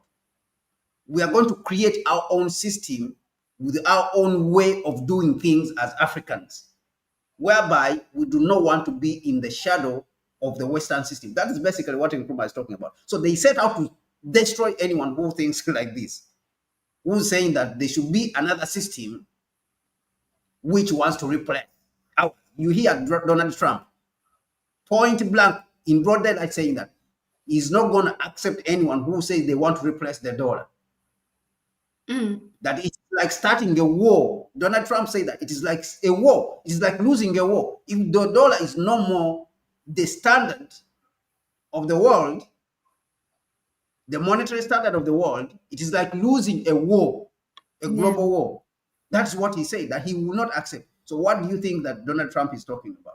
So they set out in the 60s to erase all that generation of Africans who were trying to fight, and now raise a new system. And that's what Nkrumah spoke about this when he was in Guinea, after he was removed from power in Ghana, and he went and became co-president in Guinea. Nkrumah said that Africa, where it is now, it is going to sink. All right? Nkrumah said that it is going to sink. And out of that sinking, a new Africa is going to rise, which is unrecognizable. You see, so what he was talking about, Nkrumah, is a social order, that the whites, the imperialists, are going to create a new social order from the order which we were creating on the continent.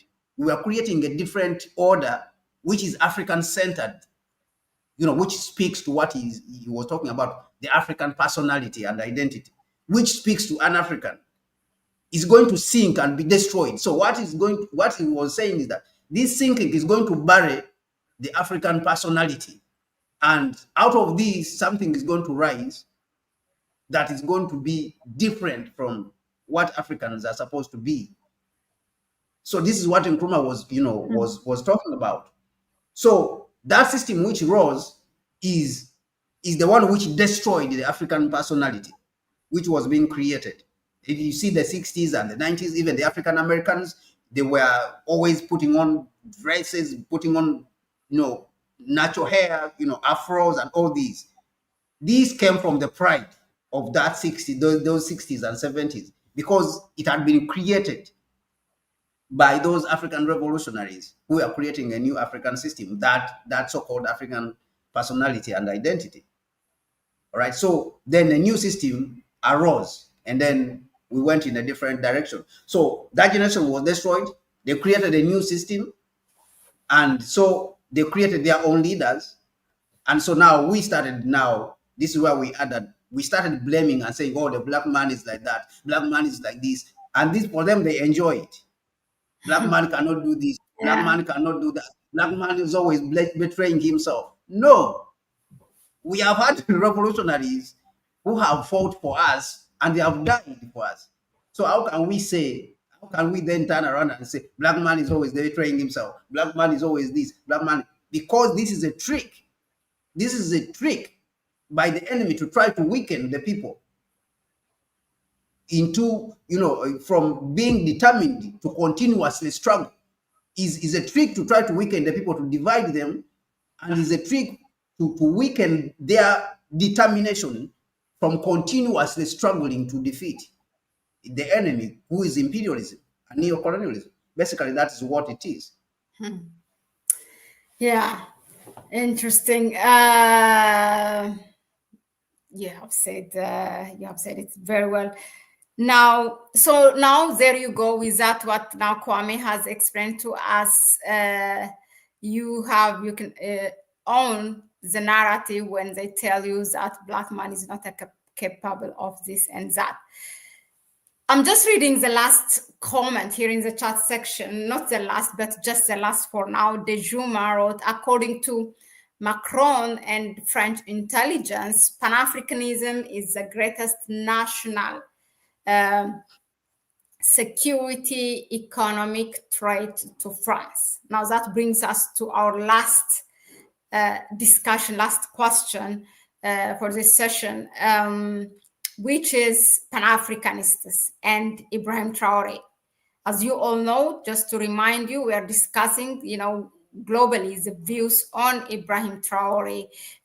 We have started from the Burkina Faso themselves to the neighboring countries, ECOWAS, states and also African Union. We have discussed Africans versus African diaspora, and then the imperialists. Now this brings us to the Pan-Africans, last but not least.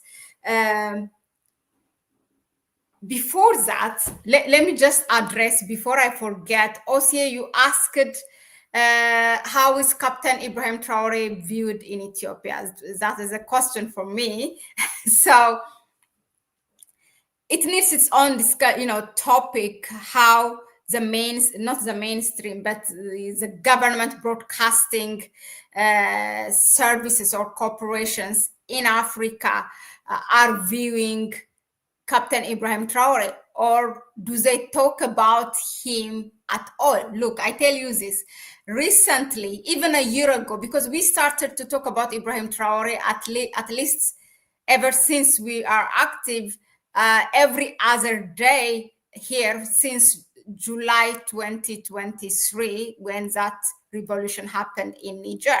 And I haven't seen a single report on a national broadcasting corporation, even on our own YouTubers, meaning Ethiopian big YouTubers in Amharic, talking about Ibrahim Traore.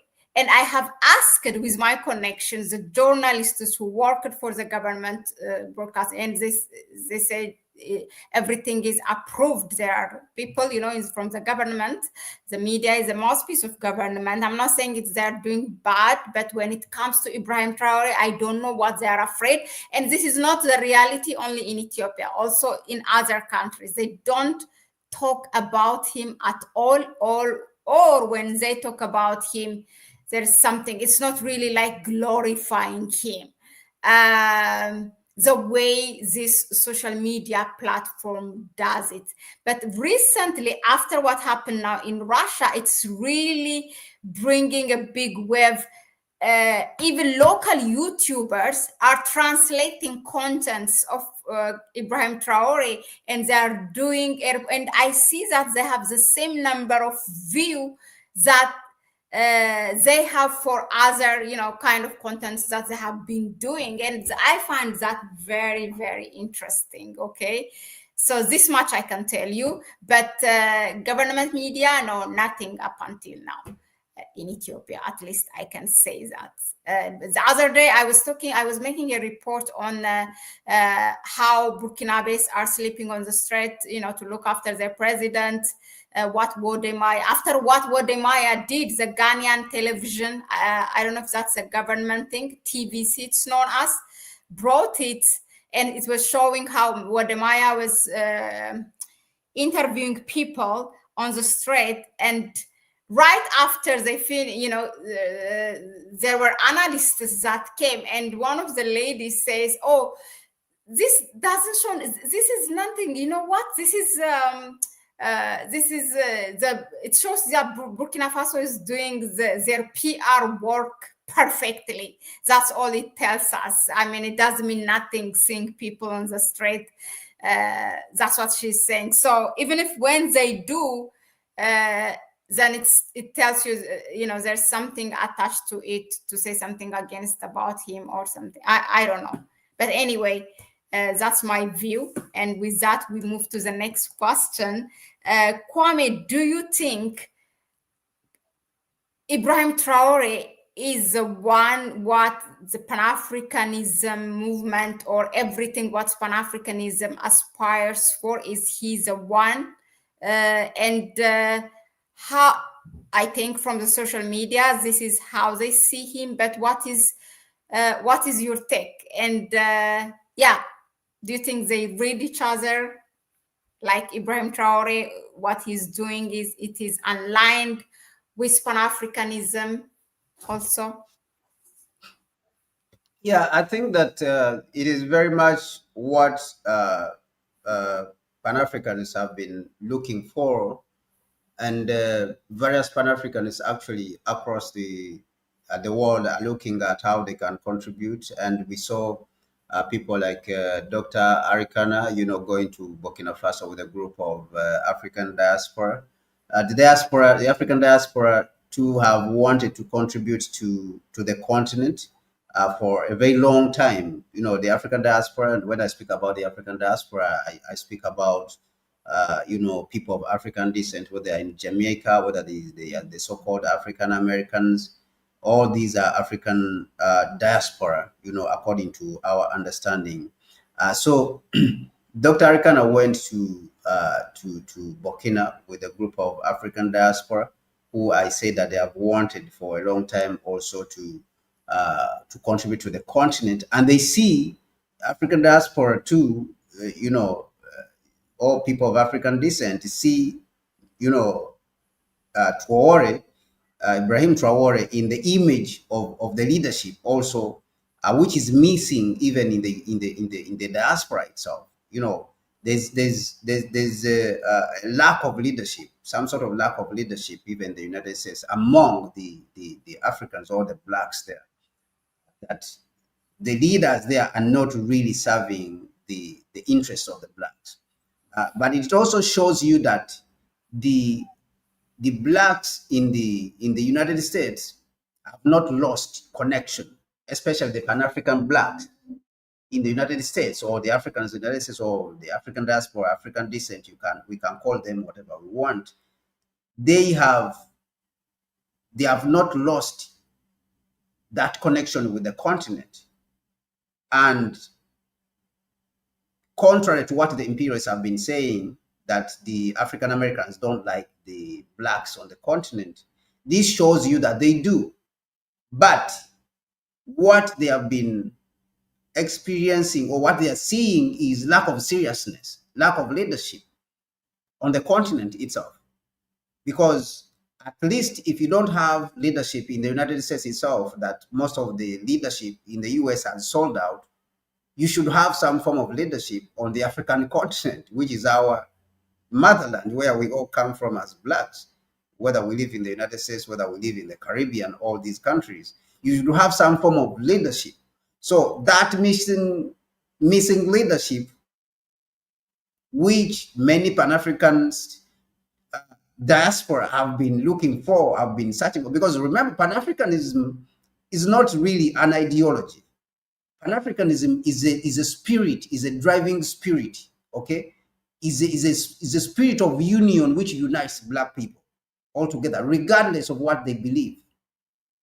You can believe socialism, you can believe, but because of the humanistic nature of the African, of course, Pan-Africanism has mostly been associated with socialism, or so-called scientific socialism, as you hear, because Africans like to look after each other, and we have a way of looking after the community, you know, versus our individual interests. All right, even though many right now have been told to think otherwise, that their individuality, you know, is supreme over the whole community, which is not true. Even in the United States, we see this, and it is shows even in Biden's policies that they decided to use the power of the United States, you know, come up with things like the Inflation Reduction Act and all the other, you know, policies.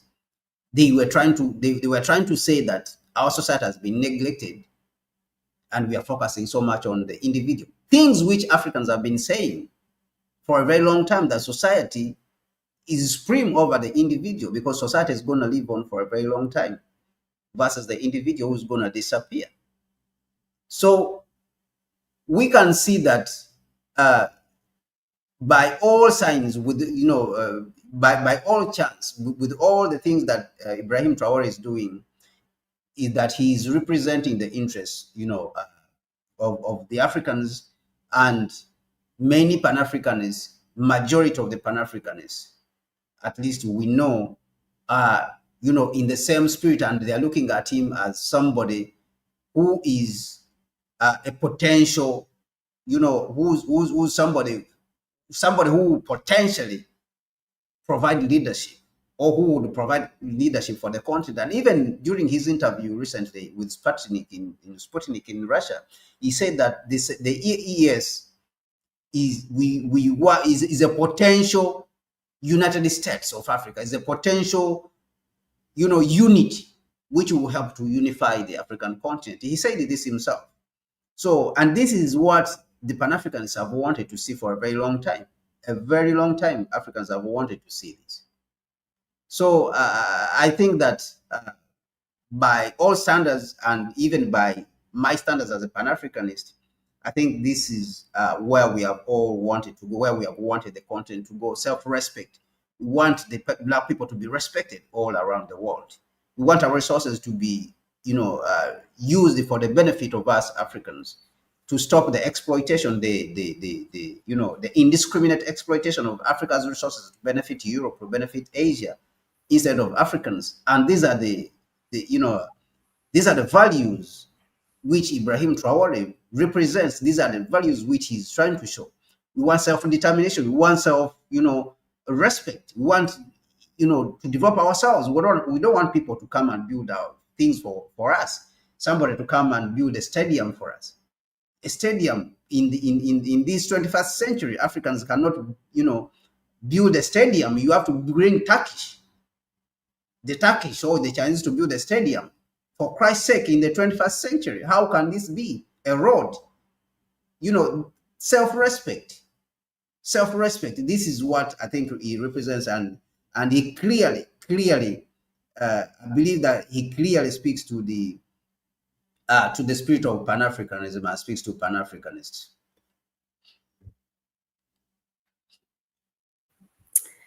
Thank you, Kwame. I think we should end it there. That was a long one. Thank you very much again for your time.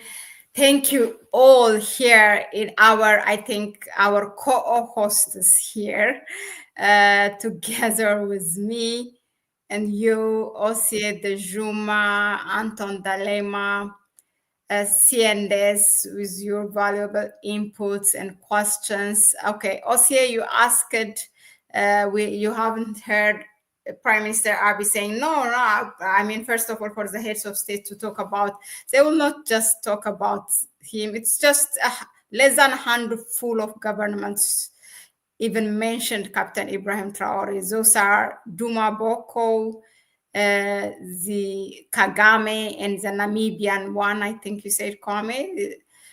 Not only Prime Minister Abiy Ahmed, but also even the media, the government media, will not talk about one way or the other about Ibrahim Traore up until now. But I don't know if this interests you. I find it interesting.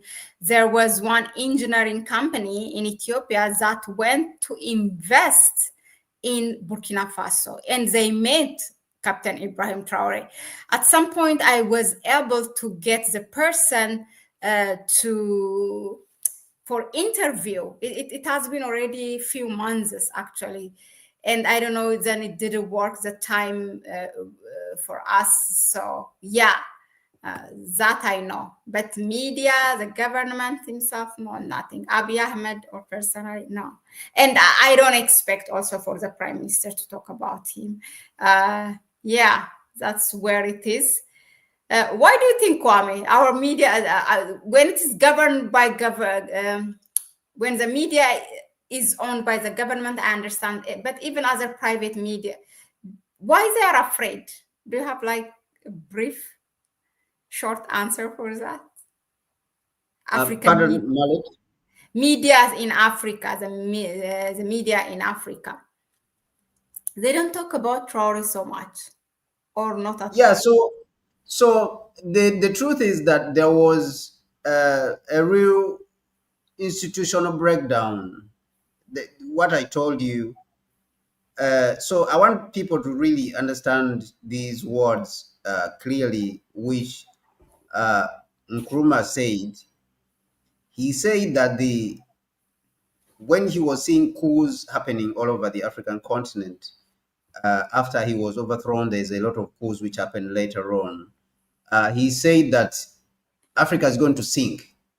Now, that sinking, it sank with certain institutions. Like, for example, if you come to Ghana during the 1966 coup, which happened, and they overthrew him, they destroyed all the institutions that he had started building. Institutions like, for example, the Kwame Nkrumah Ideological Institute, which people like President Mugabe studied before he went back to Zimbabwe to help to liberate Zimbabwe, to fight with other revolutionaries and liberate Zimbabwe. He was building media in Ghana, there was the Ghana Broadcasting Corporation, which was the GBC. It was broadcasting all over Africa in 3 languages. If you read this book called White Malice by that woman called, I think, Susan something. There's a book called White Malice, and I would like people to read it. It points out that when Ghana Broadcasting Corporation was broadcasting all over the African continent in 3 languages, in Hausa, Kiswahili, and English, I think also in French, I think there were about four languages. They saw it as a threat. The imperialists saw this as a threat. So immediately when they defeated Nkrumah in the Democratic Republic of Congo and killed Patrice Lumumba, they turned their guns onto Ghana and they said they have to remove Nkrumah. How dare does Nkrumah challenge them in the Democratic Republic of Congo? How does he challenge them there? So what happened is that after his overthrowing, all these institutions which were continental in their outlook and industries, they were destroyed. There was a deliberate attempt to, there was a deliberate and successful attempt to destroy them, and they succeeded because they burnt all the books. They destroyed, for example, they burnt Nkrumah's thinking in Ghana for a very long time, and they installed the puppets there in the country. Who, after the overthrow Nkrumah during that period, they say that they can send them rice. They don't need anything to do. They can just send them a couple of rice and oil. That they don't need to do much for them, for the work they have done, in helping the United States and the West to overthrow Nkrumah. So these are the kind of people they wanted. They wanted the ignorant people in power who were not, interested in building African institutions. All right, so that's the Africa Nkrumah talks about, that Africa is going to sink. Its institutions are going to sink with the continent, and then new institutions will arise. Those institutions, in what many call social engineering, are the ones which rose in the 1970s, 1980s, that the US took over. Now the NGOs became, a daily, appearance, a daily occurrence. And if you listen to journalists like David Hundein, he tells you that African civil society does not exist. Why? Because African civil society was taken over by the West. The West took over African civil society. Now it represents itself. It represents everything through the NGOs and calls that African civil society. You see, so that includes the news, the media. So now when you have these institutions like the media and the so-called civil society, which doesn't represent the people, which doesn't represent the continent, then when anything that benefits that continent, benefits the people comes up, definitely they're not going to talk anything about it. They're not going to say anything about it. I was just watching a video a few minutes ago where this guy, Lutendo Mtenyera, is complaining that why Africa is not defending South Africa. And then he answered this question himself when Trump is attacking South Africa. And he answered that question by saying that it's because South Africa itself has behaved like a neo-colonial, country, whereby its media, instead of protecting the African interests, turns around and bashes African interests. You see, but when you look at the institutions in South Africa, all of them are products of colonialism, including the media. Like they are products of colonialism. They are products of the neo-colonial, system. So it includes all these institutions in Africa. Look at the major, I will give you the major online media platforms, like for example in Kenya, like Tuko. There's a platform called Tuko, Kenya, Tuko, KE. It publishes news, but it will surprise you to know that this platform, which publishes online news about Kenya, East Africa, and Africa and the world, is owned by Ukraine. And it's a major media platform, like Nation Media in Kenya. is owned by somebody who is in Britain, and it's a major media. It's the biggest media platform in East Africa called National Media. It is present in Kenya. It is present in Tanzania. It is present in Uganda with TVs, with radios, with newspaper. They are the biggest, but they are owned by somebody from Britain. So you can see that the media itself is the media in Africa itself is a product of the same colonial system. And that's what I told you, that Nkrumah, we should be very, very careful with what Nkrumah said. Because these things, he predicted them, he spoke about them, he said to them that these things are going to happen. And those things happened. That Africa is going to sink and the new Africa is going to rise, that is unrecognizable. So basically, he was saying that Africa's institutions are going to sink.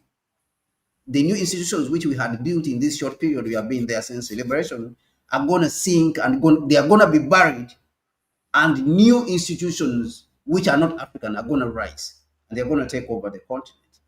And that's why you see all over that imperialist interests are parroted. So basically, that is it. One last question you have from Andy Manash. Boss, in your analysis, do you think African will win this battle as far as their preparation is concerned? It is. I think it is possible. It is possible, but you need help. You need help. There's supposed to be help. Otherwise, without help from, yeah. So it's supposed to be a strategic in itself, but I think we have the materials. We have everything that is necessary to win. But when you go back to the Cuban Revolution, Cuba too got help, externally. So any revolutionary group that comes up has to understand these principles, that for a revolution to succeed, you have to get help even from external help. You have to get help from the people. You have to sensitize the people, but at the same time, you have to have help from outside. The Chinese Revolution also, I pointed out here, that so if it was not for the Soviet Union, the Chinese Revolution would not have succeeded. The Cuban Revolution would not have succeeded. The Vietnamese were supported by the Soviet Union. If it was not for the Soviet Union, even our own independence here in Africa, if it was not for the Soviet Union to support here and there, many of them would not have succeeded. In Angola, Zimbabwe, all these were supported, and in many were supported by other African countries. Like Ghana was supporting a lot of African countries. And then South Africa itself would not have succeeded if it was not supported by the rest of the African countries, like Tanzania, where there was a coordinating committee, Uganda, Ethiopia, all these supported.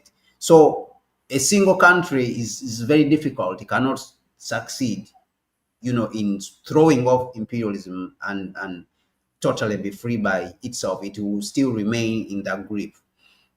But the material which is required, the resources which are required for us to defeat imperialism, we have them. We have it completely. We have so much, compared even to our ancestors who have defeated imperialism before. Much more. We have 100 times than they have. So what we need right now is just determination, and then, consistency. We have to consistently do it, because it's not a one-day affair that, okay, we're going to do it in 1 month and then we have defeated. It's going to take 10 years, because to break down a system like this, it takes a period of, and transition to a different system, it takes a period of 10 to 15 years for you to be able to transition like that. So you need about 10 to 15 years of consistent work, organizing, and like solid, consistent work, not, coming and then jumping about and then say, oh, I will do it another day and stuff like that. So complete solid years, 10 to 15 of struggle.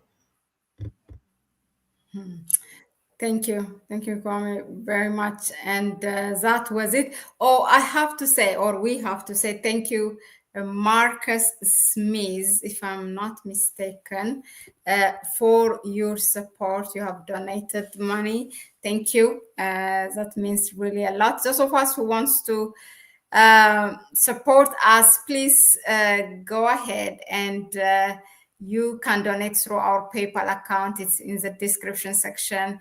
even those who don't, we don't see it here, but you from time to time you support us through our PayPal. Thank you very much, Dejuma Boutique, Osie, all of you, and yeah, Anton Dalema as well. I have to take time, yeah, to say thank you, because yeah, it's just taken for granted sometimes. It's important. Well, Kwame, thank you very much. Unless there's something that you think it's left out and you want to say, that was it. And hopefully we will see you soon again here, right? I will make you to promise in front of in front of our co-hosts. Thank you very much, Mahlet, and I just want to thank everyone who's paid attention to the program. Spread the program, spread these messages. This is a very solid program. Everyone should listen to it. Everyone who is an African. We have about 3 billion. I think we have 1.5 on the country. We have around 2.5 billion Africans globally. So if we get 1 billion Africans to watch this program, I think it will be very important. It will be great. So let's spread it all over so other Africans can watch it and also support, Traore, Ibrahim Traore, support Burkina Faso, support AES. If you can, migrate to Burkina, migrate to Niger and go there and support if you can. So this is very important. During the Ethiopian war, African Americans wanted to move to Ethiopia and fight for Ethiopia. Yeah. So if that is possible for you, if you can, go ahead and do it and move to Burkina Faso and support the revolution, because this is very necessary. The revolution we've been waiting for, that we unify Africa. Burkina Faso also should have a way to directly engage with African diaspora. Yes, there is ADDC. I feel like there is a missing link. I mean, I tried to link their embassies in which they answer, and then they're trying, but I think some of the things they don't do them in the open. They will be doing them in the discreetly, which is very important. But I think ADDI has done really very well so far, and they were able to welcome them. So if you are out there and you can support, go out there and support Burkina Faso and support AES, Mali, and Niger. Thank you so much. Thank you. That was it. This is last question. I don't know. How do you see the future of Guinea? They have a military administration but are not non-committal. Yeah, Guinea is... anyway, we have stayed here 2 hours and 20 minutes, so one more question doesn't make it that long. Yeah, we'll answer that one later on. But what he has to know is that that military junta in Guinea is not Pan-African. Is actually a US-backed coup and Western-backed coup. That's why they don't mention them in those ones. They want to remove them power. Exactly. You don't hear the mainstream media saying anything. Kwame, ciao, ciao. Have a good evening. Have a good weekend, all of you. Bye-bye.